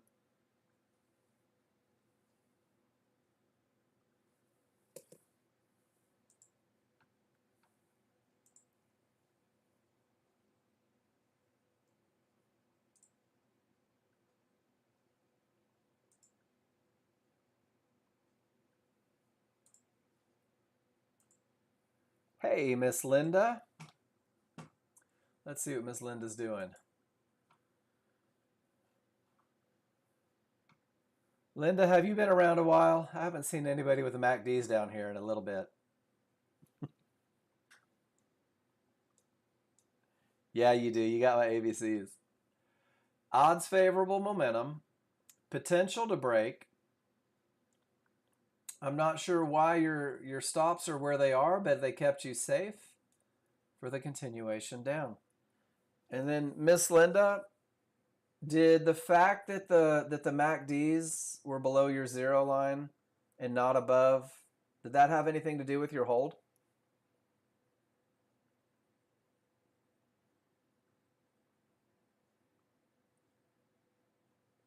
I mean, that's awesome. 8 points.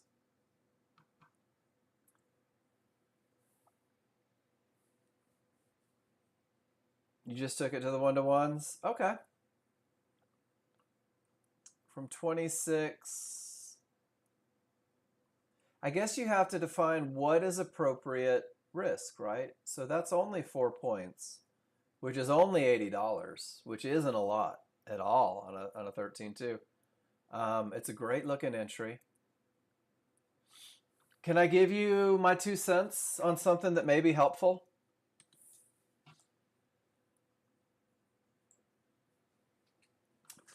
So you're trading a 13-2. There's a couple things I can help with, maybe. And I'm not sure what your entry rules are, but there is, let me get to it. If you right click on templates, if you're familiar with the old trend trade rules, there is a NASDAQ 13-2 template, NASDAQ Futures 13-2 Dynamic Renko Bar, that will make your entry chart have the large and synthetics, maybe help with a little bit of accuracy. That's the first thing. Are you using a 34.5 with it for your large chart?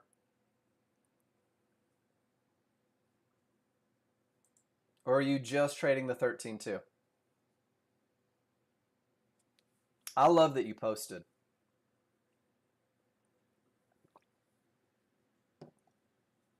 It's a good look on this chart. Okay. And a 68.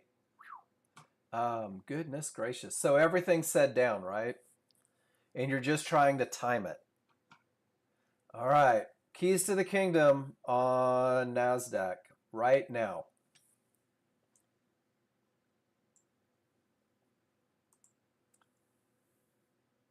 I'm sure you had a reason for entry. When you're using both of them to time them out, Miss Linda, because these are 13-2 triggers, a lot of times on NASDAQ, a close below really increases the likelihood of success. So I'm assuming that the large charts were what they needed to be. But I'll show you here on the NASDAQ. So if I get to my area for entry and my small triggers are less than a full bar away, the likelihood of them behaving as resistance and ruining my great trade or pushing me lower goes up exponentially, because that's a pretty big time frame. But a close on the correct side puts me on the way to goodness. If I get to the area for entry, Linda, and this is what you had, and those small triggers are way down here, I'm in at the entry area just the same way you were.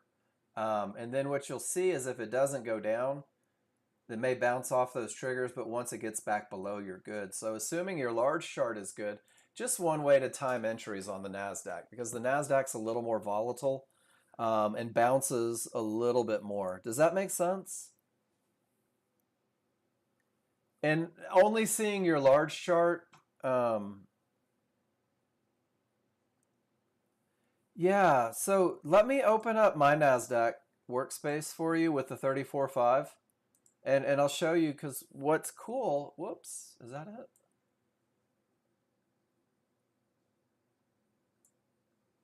Is when they're side by side, you can use those synthetics from the higher time frame to help with accuracy a little bit. So I'm coming together right now. Once this comes together, you'll see how you can make your NASDAQ look exactly like a 13.251. Same concept, just higher time frames to slow it down. And use that same idea for the trend trade entries like you did. But those synthetics give just a little extra. Just a little extra. Russ, I don't ever give recommendations. You gotta, it's like, man, should I get the apple pie? I don't like apple pie. I never have. Let me reload all historical data. Russ, if you're comfortable on Rinkos and you're not using Nexgen Pro Trader funding, stick with your Rinkos. It's going to be different. I'm not going to say one's better than the other. I haven't crashed on TV yet, which I like, because if I'm going to have real money in the market, I don't want to crash. Miss Linda, let's look at your entry time and see if we can recreate it. Was this morning? 10:37? Is that Eastern time frame?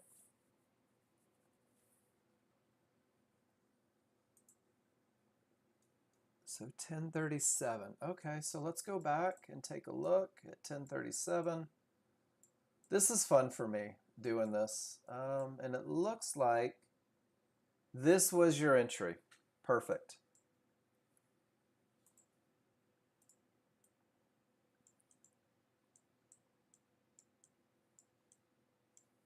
So large chart said down, potential to break. I'm assuming that you're using fibs. Little loss of momentum here. And your entry makes perfect sense. Mid-band inside of triggers.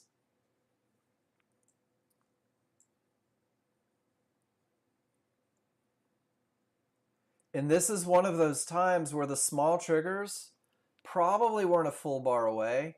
And you just say, all right, let me be patient, let me be patient, let me be patient. Okay, I'll go on the correct side. And then it gives you that opportunity to bounce down. That one's a little harder trade because you're losing momentum, which suggests that you may push up a little higher. But when you get to the areas up here, everything says down, Linda. Do you see it? So that's where you're like, I don't know if it's going to be the fib or the mid band. A close on the correct side of the small triggers just gives you a little better advantage. It's like, don't fight, don't fight, don't fight. All right, go. And then sure enough, it's all down with the large chart. I hope that's helpful.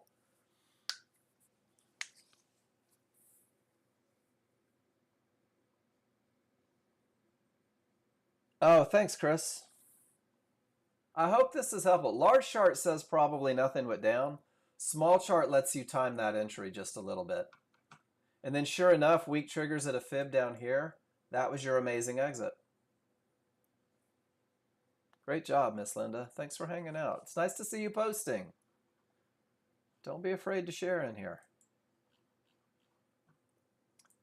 All right, there's your zone. It got to the top of the zone right at the 1-to-1s, Wayne. When those two are together, it's crazy.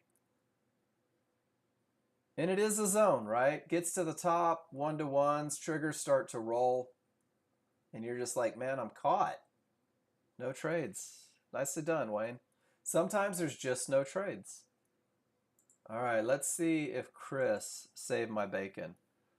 Right click, go to settings, status line, under status line, uncheck titles, inputs, values. Will apply to all. Okay. Oh, man. Didn't work, Chris. Thank you, though.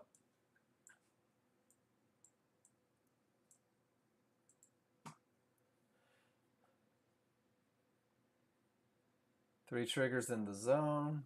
Good side of the triggers. Good stuff.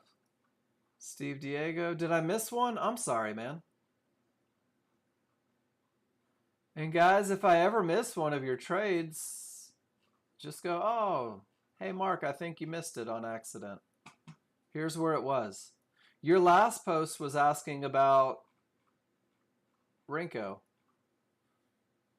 No, that's 10:05. 10:47? Hold on. Where did I miss it? There it is. Oh, crosshairs toggle off tooltips. Thank you. Crosshairs toggle off.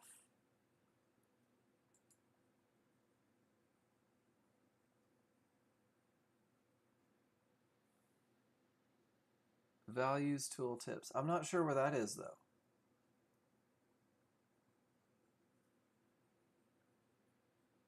Where am I looking for that, Steve? Sorry, I missed that, man.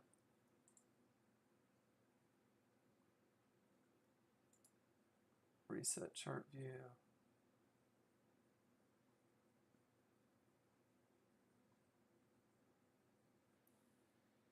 On side left.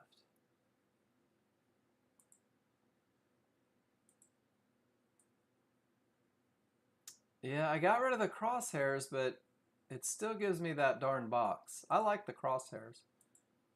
I'll figure it out. I'll Google some stuff. I'll Google some stuff.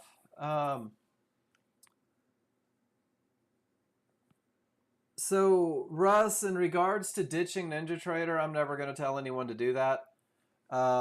Look at both. Make a decision. Ed, the new funding and trading view will use regular candlesticks and not dynamic Rinkos. Yep. So Rinkos is not going to happen. Programmers tried and tried and tried and tried. They can't recreate it. So we're using candlesticks, using minute bars the same way Nexgen did when they first began. Yeah.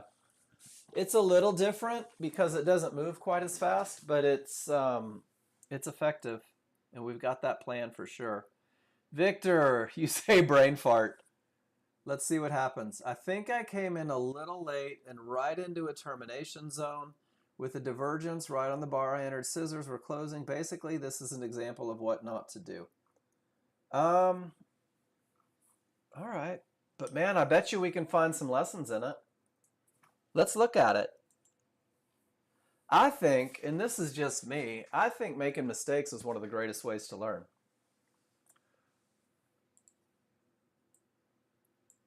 All right, so we're going to do this real quick.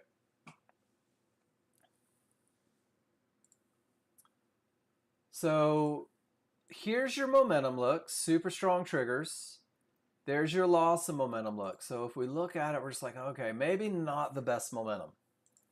Your path is clear. You do have the pink 1-to-1s. You've got 3 or 4 triggers through. And honestly, you had an area right here inside of triggers.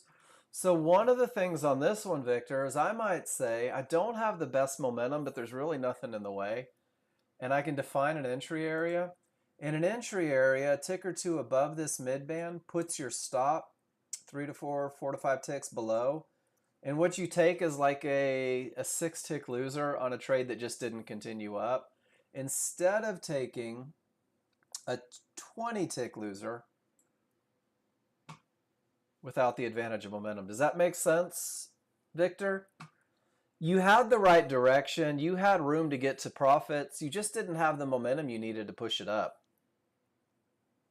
So instead of taking the entry from the middle of nowhere, were you trying to get that momentum trade entry where you just jump in and hope it goes?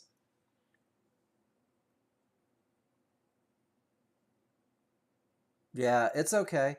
So you were trying to take that momentum entry. So let me show you something that's, Victor, we're going to save you on this one, man. Bump, bump, bump. And we'll just use this picture. No, we'll use it up too. If I'm looking for that jump in trade, guys, and this is for everybody in the room, if you think you're going to jump into a trade because of momentum, if price closes on the wrong side of that trigger, guys, your momentum trade is done. You have to look for the next trade. So your momentum trade was already done. Your next trade was potentially the trend trade. So you make the choice. Do I want to hold $140 worth of risk, hope the trend trade goes, or do I just take that exit or not take that entry and wait for the trend trade? Does that make sense, Victor? So if you jumped in over here, now you're in that momentum trade. That's where it dies. Does that make sense? That's been a really helpful one, I think. And then if you take the trend trade doesn't work either. So it just didn't go because it didn't have the momentum. Yeah, awesome. I don't think it was a huge brain fart. Just a little one. Tiny little brain fart.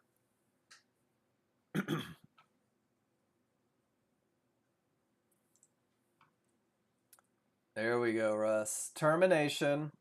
Everything rolls and you let it get below the trouble and ride the momentum.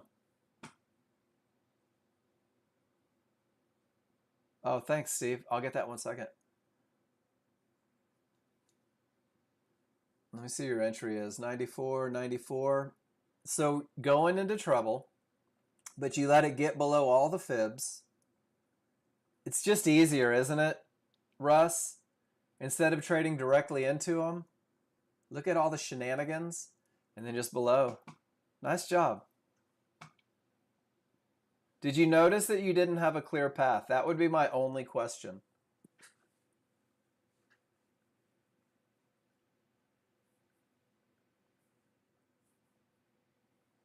But you didn't have a clear path. Okay, that's the only part that I want to make sure you understand. It pulled back to the prior divergence here, though, right? I'm not sure that the prior divergence... Can I change your thinking just a little bit?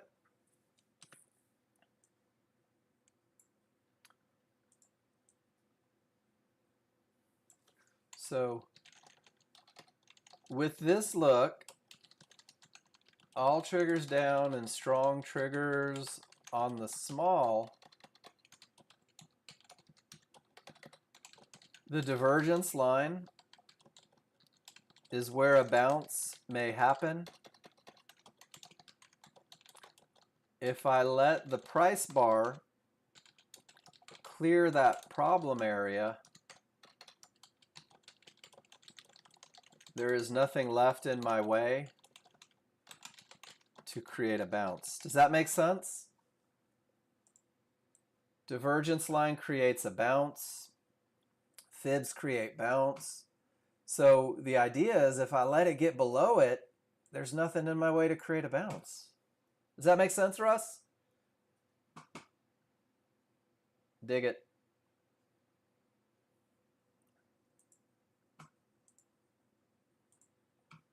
Same way it creates a bounce here or the way it creates a bounce here. The idea is if all you're going to do is jump in, don't let there be something in the way to create a problem.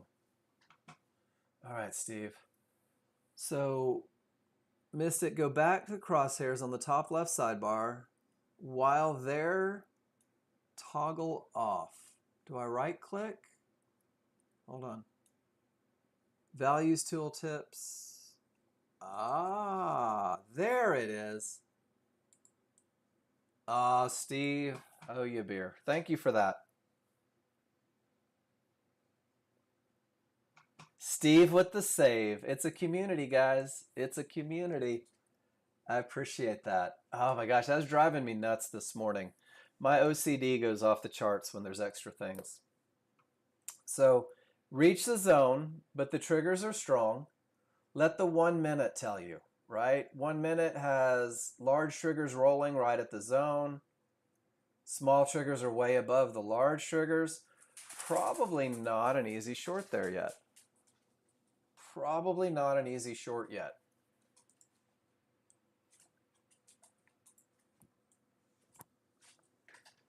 My dog just wrapped up in my headphones. Same look on the S&P. Crude oil, I guess those one-to-ones worked, didn't they? 30 minutes this morning, Steve. We should have gotten together collectively. We might have figured it out sooner. I appreciate that because it was driving me nuts too. One-to-ones worked, didn't they? Triggers all rolled. Down it went, straight to the outer band, straight to the bottom of the zone, at which point your 1 minute is saying, hey, maybe just a little bit of caution. Maybe just a hair of caution. Gold is on the weak side of the triggers, right at the zone. Wayne probably said, I'm selling that pink line and going with momentum. There's this white bar trade going with momentum. All right. So here's crude oil. Oh, I guess I have to do this on every chart. Get that off. So for my new users, let's do this. We're going to start on the most current bar. Let me make it big. Strong side, transition, weak side. We're talking about for long trades right now. So can you guys identify where price is? We're in the transition phase. No longer the strong side, but we're not playing on the weak side yet, guys. We're in that in-between. Does that make sense, everybody? Just trigger line. Where am I? Everything says up, but I'm in between. Does that make sense? TradingView users? So if I'm in a transition, let's add one-to-ones. So I'm in a transition. and it's reached an area. That seems less likely to give me an easy long trade. I've got room to trade back to it with everything up, but because I'm in transition, I may need to wait for my 1 minute to roll and give me a chance to go back up. Does that make sense? First, I start with where I'm at in regards to the triggers. Did it reach anything? Does my 1 minute support? Guys, your 1 minute, large triggers are way down here. You're on the weak side of small triggers. Probably not an easy long trade, and probably a very aggressive short trade. Maybe it's a no trade. You'll have to look at your plan and decide what your plan says. But on this current bar, I can't find an advantage one way or the other, and I choose to do nothing. So NASDAQ, I'm on the strong side of the small triggers, but I've reached a zone.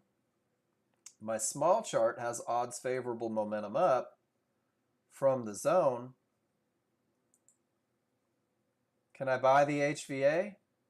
Have a stop below it? Well, fighting triggers, that was your real HVA trade.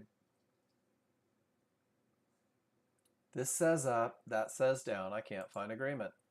This says down, that says up, I can't find agreement. This says up, that says, well, mostly down, can't find agreement. And that's all it is. How do I make my charts agree?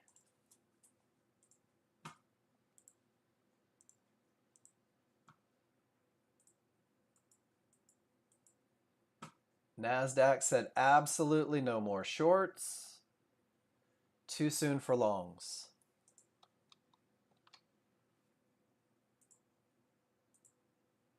Crude oil says loss of momentum. No need to take the long. Directly into a mid band from a weak top. Large triggers are a full bar away. Gap theory is in effect. Because of this weak top, because of this mid band, because of these large triggers a full bar away, if you choose to try the short trade, you have to realize that it may close the gap up to those large triggers. That will affect your management. Directly into a fib. 2 triggers through. You can just see it bouncing right at the key area. Kind of fun. All right, guys, I'm going to take a few minutes, stretch my legs. Post them if you have them. Let me know what you want to talk about, guys. The last hour belongs to you.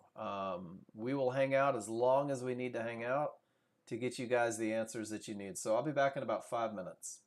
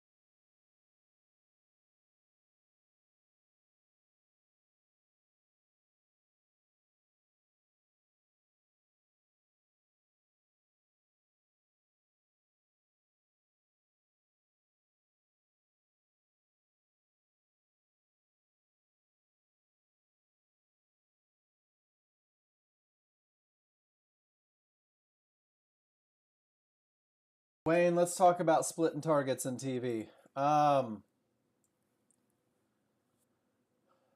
So it depends on how many you're trading. So when you put in your targets, or when you enter the market, so let's say I buy the market and I'm in 2 contracts and I've got my profit target way up here, stop loss down here, and I want to take half off at this zone.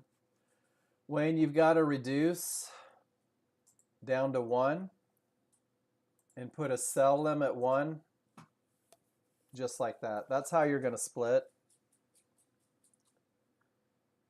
And then you're going to want to remember, whoops,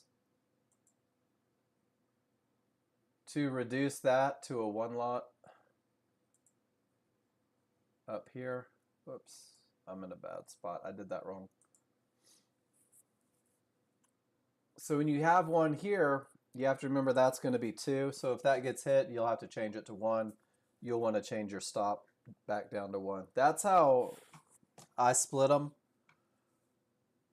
Did we buy? So let me get us out of this one. And then if you exit, you got to get rid of it like that. So I can buy 4 or 5. Oh, and it's not letting me buy 5. I can buy 4, reduce to 2. I can sell 2 here. I can put my stop loss here. I can put my profit target here. And that's going to take off half my position if it gets hit. That's the only way that I've found to do it. There may be another way. So let's see. Get up there. If it hits my first 2, I can take them off. Now I'm out. I've got 2 contracts left. Makes the adjustment. Does that help? I hope that helps. Click sell, takes me out.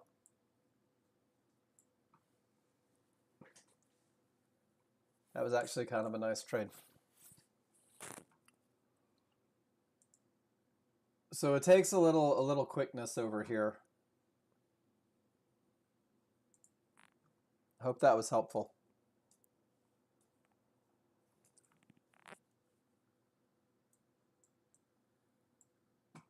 So whether it is TradingView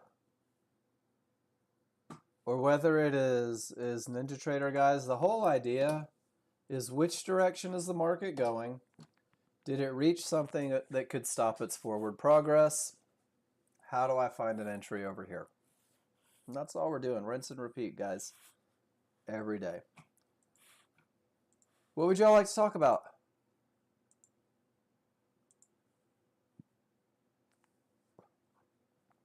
Oh man, Cam had to put another reminder in here. For those of you that don't check the announcements, I'm going to put this one in the room.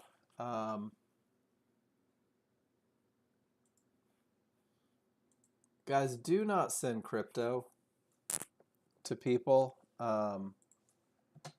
If somebody reaches out to you and says, hey, it's Mark from Nexgen, it's Cam from Nexgen, it's John Novak, how's your trading? You know, if you send me $3,000 in crypto, I'll go ahead and trade for you.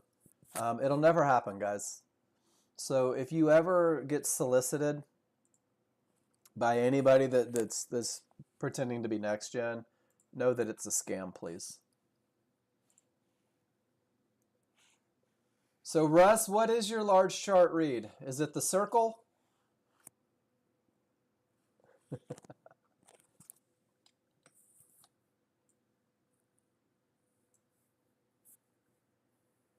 The guppy. So, all right. Russ, I'm going to use your chart as a lesson for the room. Is that okay? I mean, it's going to happen no matter what. I hope you're okay with it.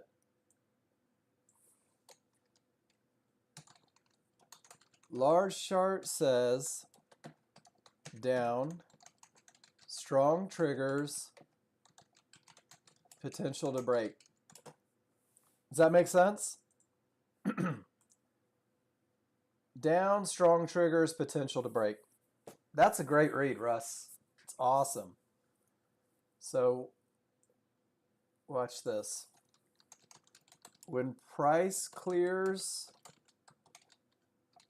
trouble on small chart and has momentum, I will jump the fudge in and take quick profits. What did you take profits of? About 115, 112.50. So Russ, what we did is we went from looking at a chart that says, hey, large chart read. Well, what's your large chart read? I don't know.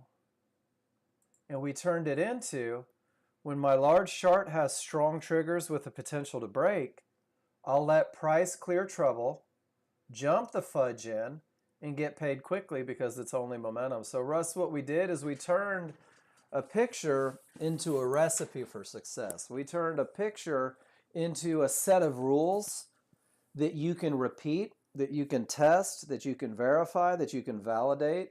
And it gives you the ability to do the exact same thing every time when you prove that this wins more than it loses. Does that make sense, everybody? I talk a lot about the annotations on charts, and I promise you it's not for me. I can look at your charts and know exactly what was going on, and I could probably even tell you what you were thinking about when you did it. What you've done is you've just created a checklist, Russ. You've created large chart things that have to happen before you go to the small chart, and then when you go to the small chart, there's a very specific. You were trying to get in quick, but why? Why were you trying to get in quick? Because of the momentum and the potential to break? And if you were trying to get in quick, why didn't you get in there? And why didn't you get in there, right? Because you let it clear, because you said, whoa, that's a trouble spot. Let me get below it. It's awesome. Not trying to get capture to you.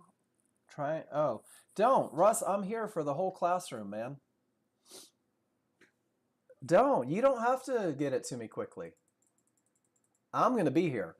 Hell, you can get it to me tomorrow if you needed to. But do you see how this is the line that could create the bounce? And it did. It did there, and it did there, and it did there. So your entry is awesome. You let it get below the thing that kept creating bounces, and you got paid. I love everything about this trade, Russ, but I want you to be able to look at a large chart now and say, okay, I've got that momentum look. I've got that potential to break look. Oh, but man, when it finally cleared, if you took your entry on this chart, Russ, do you see where it failed with the reversal bar? That would have been a loser. It happens. Up here, once you get below the problem spot, you probably captured a winner. So all we're doing is we're trying to make it repeatable. When this chart says up with potential, I'll let it clear the area here. There's your easy winner. When this chart says up with potential, I'll let it clear the area and look for an opportunity. All you're doing is you're writing a checklist. And now, since we're on the wrong side of those triggers, you're saying to yourself, I don't have my rules met. I'm going to sit on my hands. I'm going to do nothing. I've got the momentum, but I don't have the potential to break. I'm not going to jump in. See how that works, guys? Make a checklist. What's it going to take to get you into the market? What do you have to see to get you in the market? And that's what makes it repeatable. And you can test it, right? So Russ, potential. There's your trade. Easy winner. Let's back up. Odds favorable potential right around 92. Let me get below the divergence line. I think you took that one as well, right?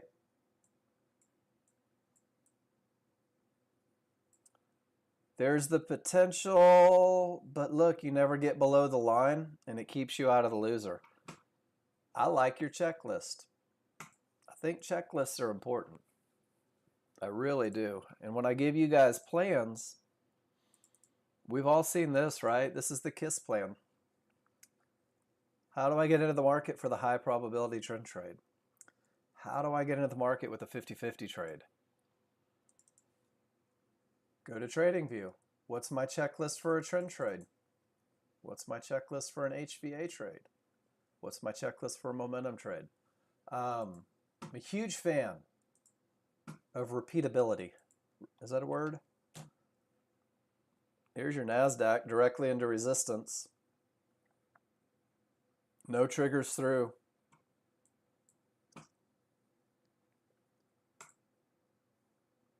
Fibonacci support held like a champ. What do you want to talk about, folks?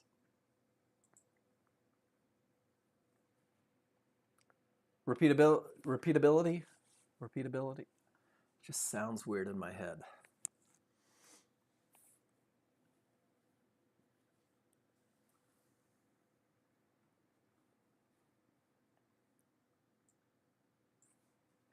All right, this is where I mute, and you guys tell me what we're going to talk about. I've got 58 people in here. Word and weird both sound weird. There has to be somebody wondering something about a thing, right?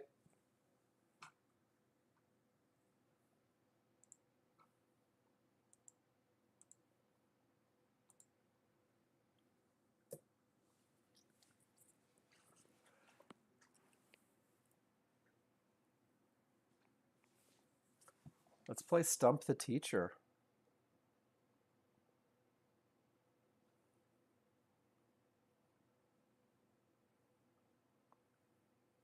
Can you explain indicator on TV? I most certainly will, Rakesh. Rakesh, you're familiar with NinjaTrader, right? So you know what small triggers are and large triggers. Use these to gauge momentum.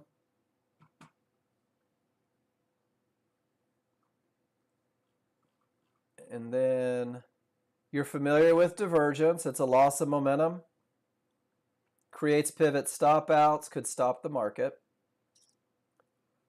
One-to-ones do the exact same thing as they do on NinjaTrader. Mid-band, same role.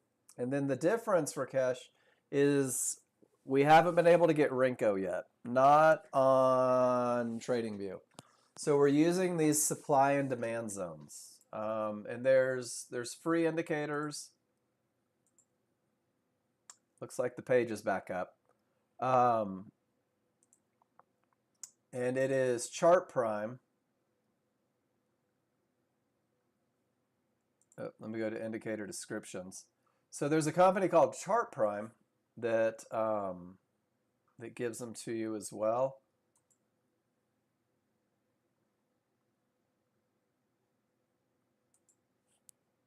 And then if you want to go a little deeper technical on it, Rakesh, this is the video that describes the indicator descriptions.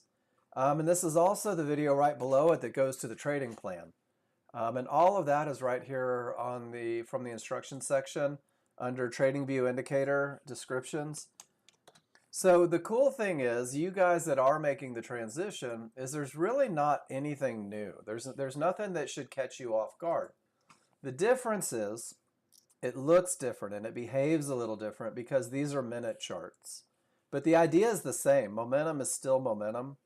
Areas that can stop the market are still very much areas that can stop the market.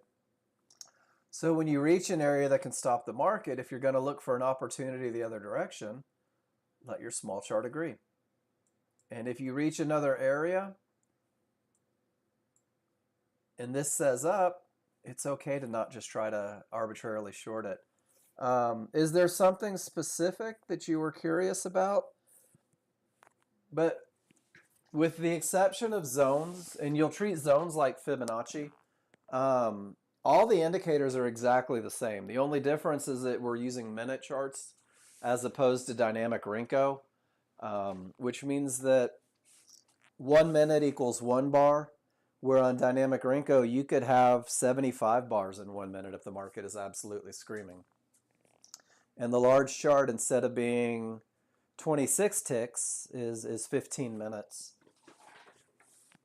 So it's a little harder to see change on the big slow chart compared to a Renko bar. But the ideas are still the same. You know where trouble is, and you can make choices not to trade into them. And then it's just about agreement.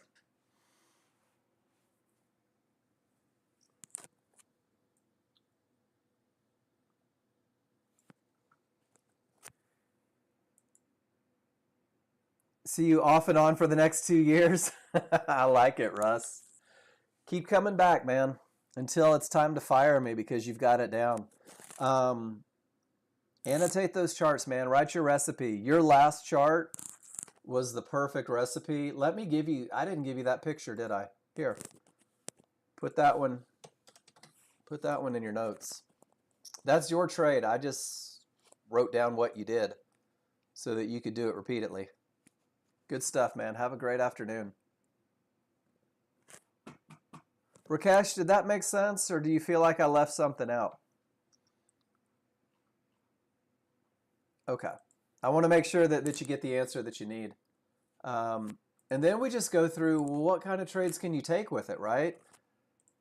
There's definitely, so in the trading plan, and I like this trading plan, so this kind of expands too. So your 15-minute chart's your roadmap for the key targets using the areas, turning points, termination conditions.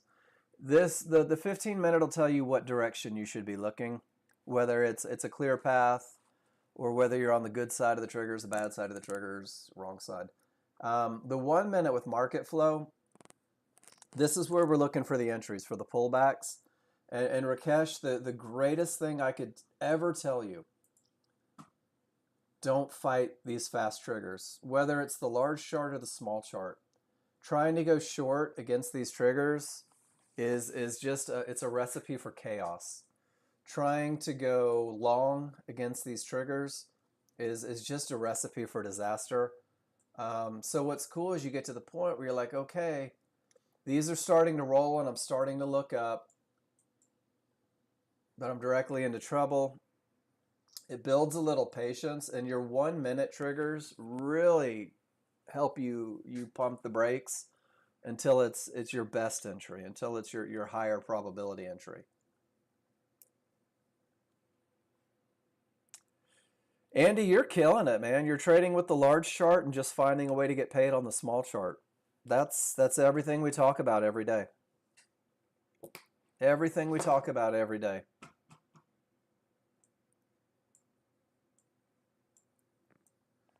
So directly into the zone, almost all 4 triggers below. There's just no reason to take a long. Small triggers are below. It's okay to let it break. It's okay to let it break. It's all right to sit on your hands and do nothing. There will be something to do later. There always is. There's always something to do. The market has yet to flatline on me.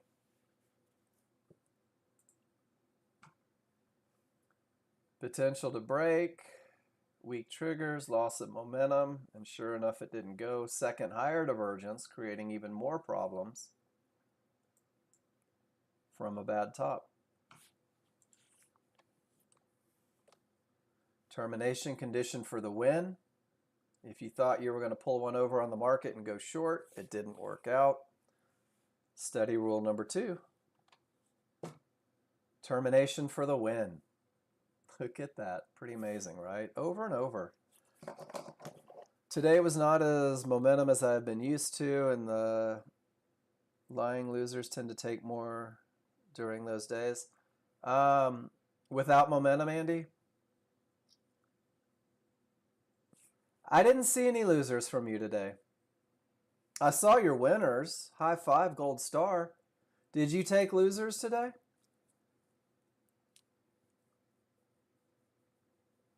I just assume you won every trade you took.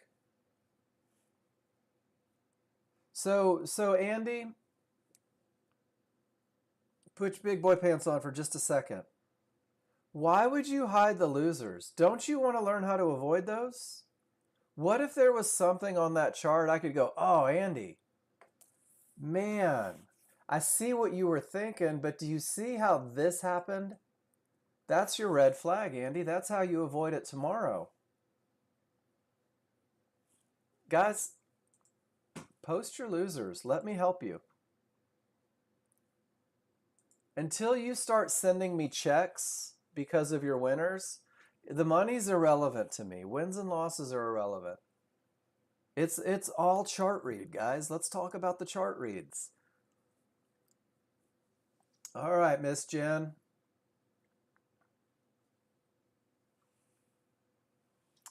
Bad top, how to break every rule, sim, for my information. Just filling in time.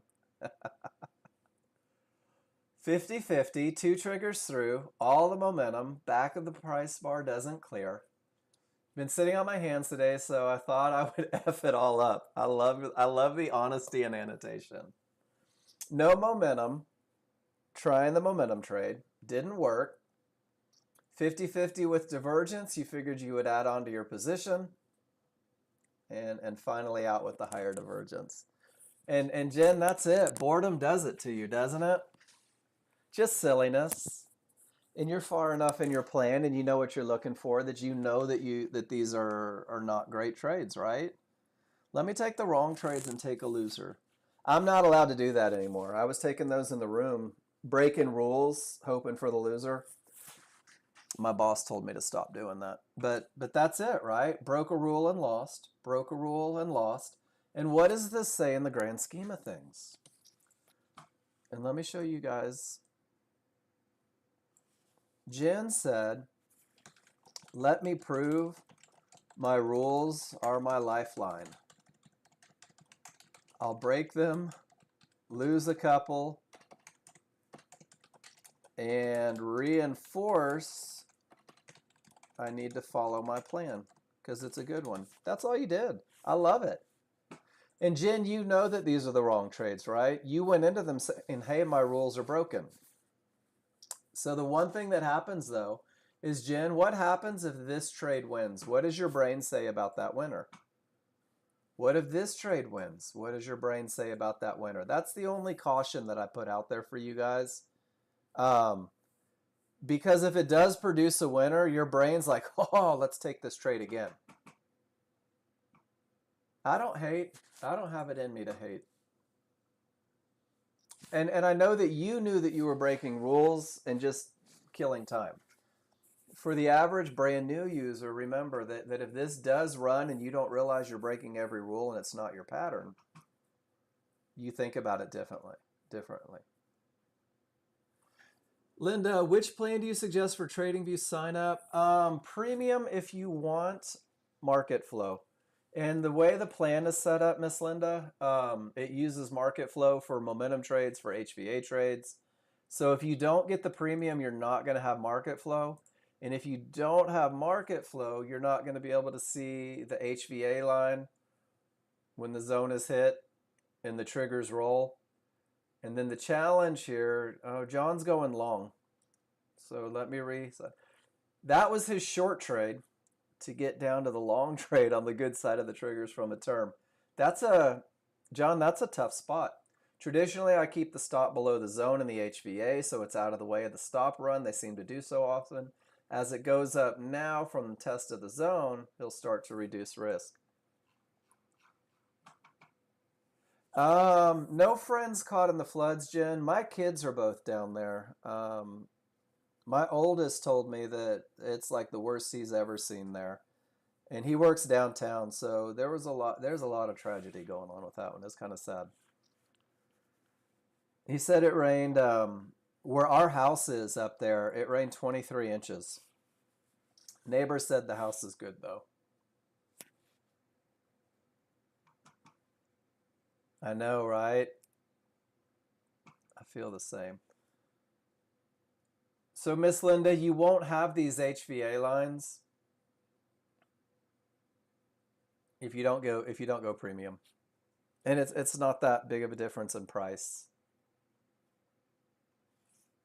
Nice trade, John. I love this chart because you could say, that's a zone, the triggers are below, let me take the HVA trade short. Or you could say, I'm on the weak side of the triggers coming from a zone. All of my triggers are up. It makes more sense to go long and see what happens. Nice trade, John.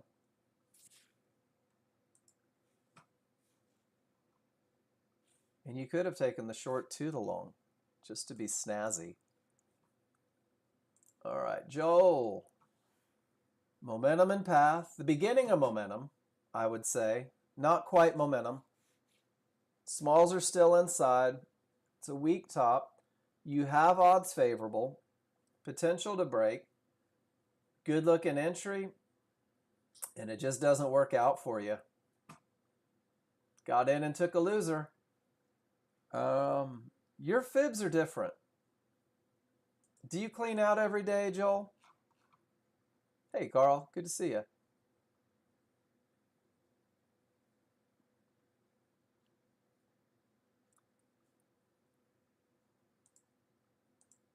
Do you clear your cache, your database, cache and tick?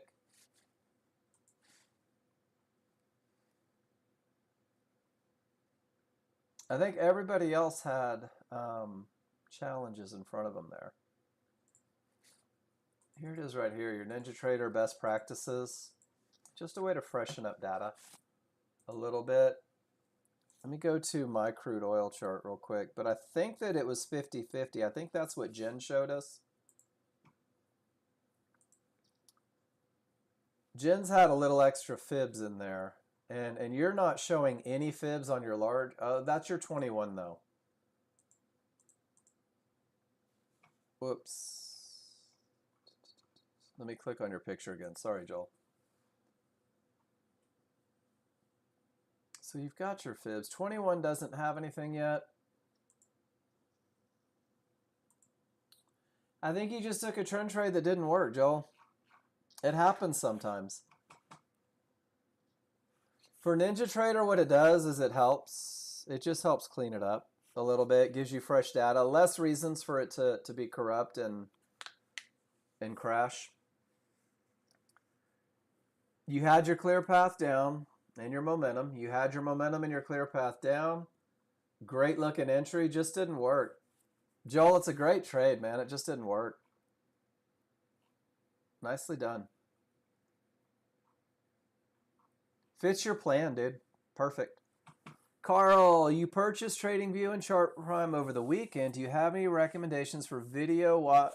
Yeah, I do, Carl.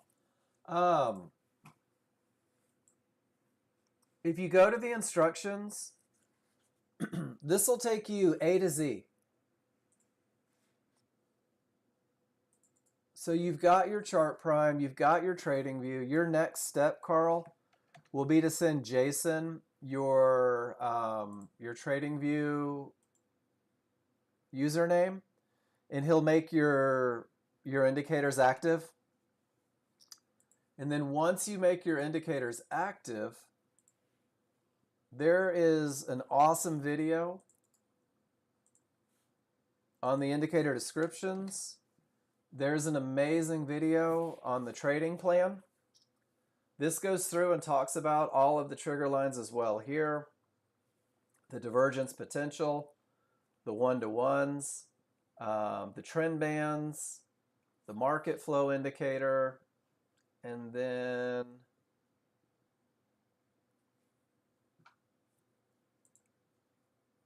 on the previous page, you will have all of your workspaces. Let me find them. There we go. It's got all of your workspaces for you, and it also has the TradingView trading plan. So the next step where you're at, Carl, is going to be to get your username over to Jason so he can get you those indicators activated. And then go build your workspaces and review the trading plan and let me know how I can help.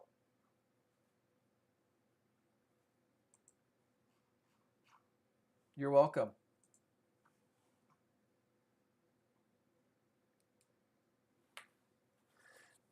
On what trading? John says here is their documentation on what it can do. There's so much that you can do with TradingView that we haven't even tapped into, and I'll beat them to the link.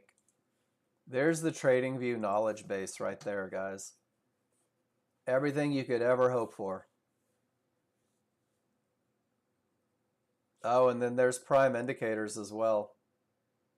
John's got that in there as well. Sorry, Steve, I clicked on your link and then I got sidetracked. Here we go.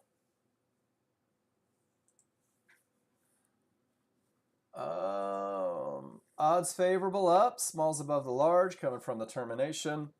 Steve, you don't take it on the close below, you get it on the way up. I like that look. Joel, he got that out of your book, right? And then sure enough, with that momentum right up to trouble. Great job. Odds favorable momentum, clear path. And then Steve, the challenge with this one, man, is momentum trade directly into one-to-ones. Do you see it? Right into the thing that could create a bounce, and it did.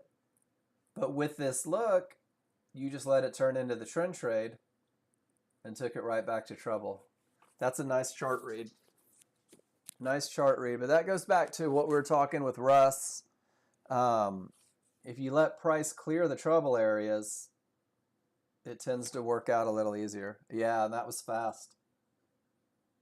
When you see 53, 53, 53, 53 all the way through, you know it's cruising, without a doubt. But 1 second or not 1 second, right?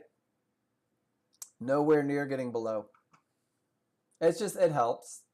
Awesome, awesome. Letting it turn into the trend trade, though, because of the look on the large chart. That's hard for people to do because it means that you've got to sit through all of this, and you really have to believe that with odds favorable momentum in this look, that the market's more likely to go down from that spot. And you did it just perfectly. Nicely done.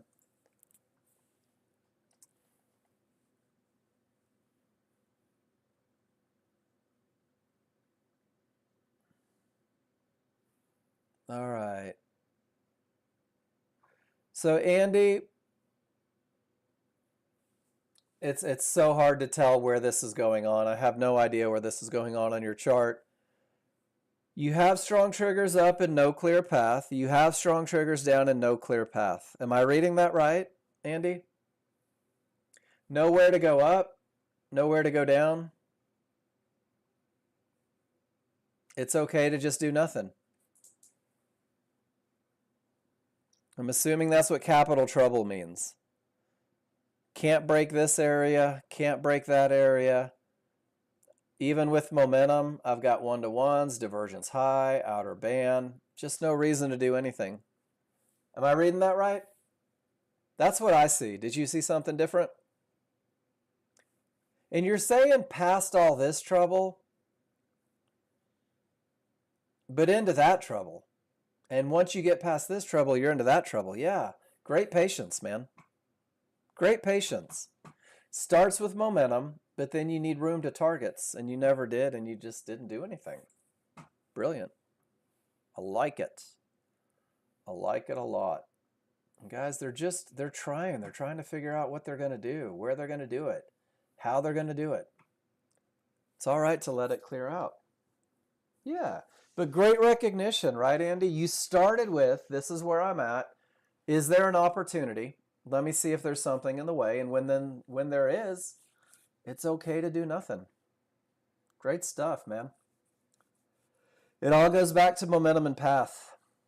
As much as you guys don't want to believe it, it all goes back to momentum and path, guys. And the more you give away, the harder your trades become. The more you give away, the more aggressively you have to manage. I don't tell you when to enter or exit. I teach you to recognize these things so that you can choose to either take easy trades or you can choose to fight. Totally up to you.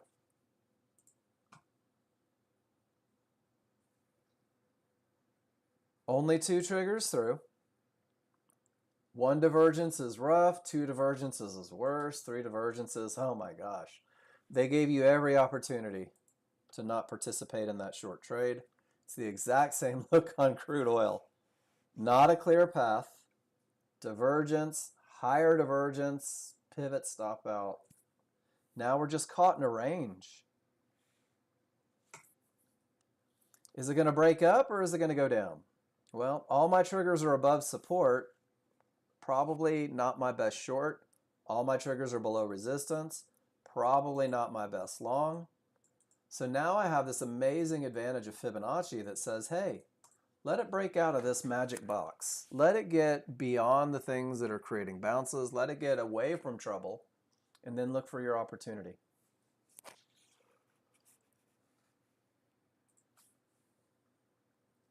Good stuff. John Novak, do you have anything for us? I like it when John jumps in here.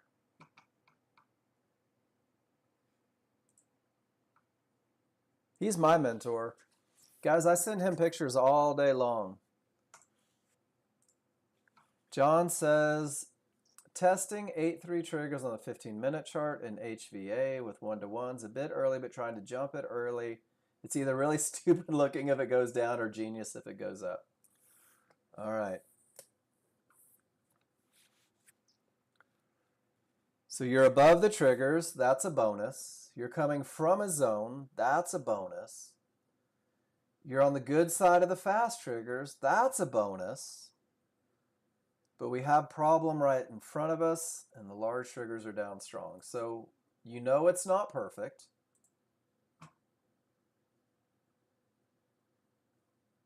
It's a tough look. Stopped out trying to jump the bottom. Yep. And it just goes back to, you can try, right? The better you are at reading charts, the more likely you are to take chances to try to be the first one in.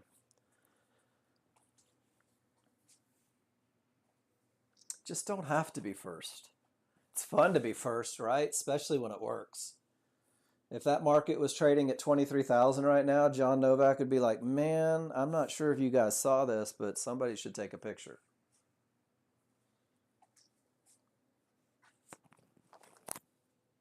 Plus 500 if it works, minus 100 not. So it was worth it. And guys, there's day trading. Here's what I have. Here's what I'm up against. What am I willing to risk if it doesn't work? The less advantages you give away, the smaller that risk number typically should be. Won't do it again. Clearly, you need to break next time. So John, if your large triggers start to roll and your smalls get above it, another shot. But until that happens, relax. Let your indicators tell you. That's pretty clever.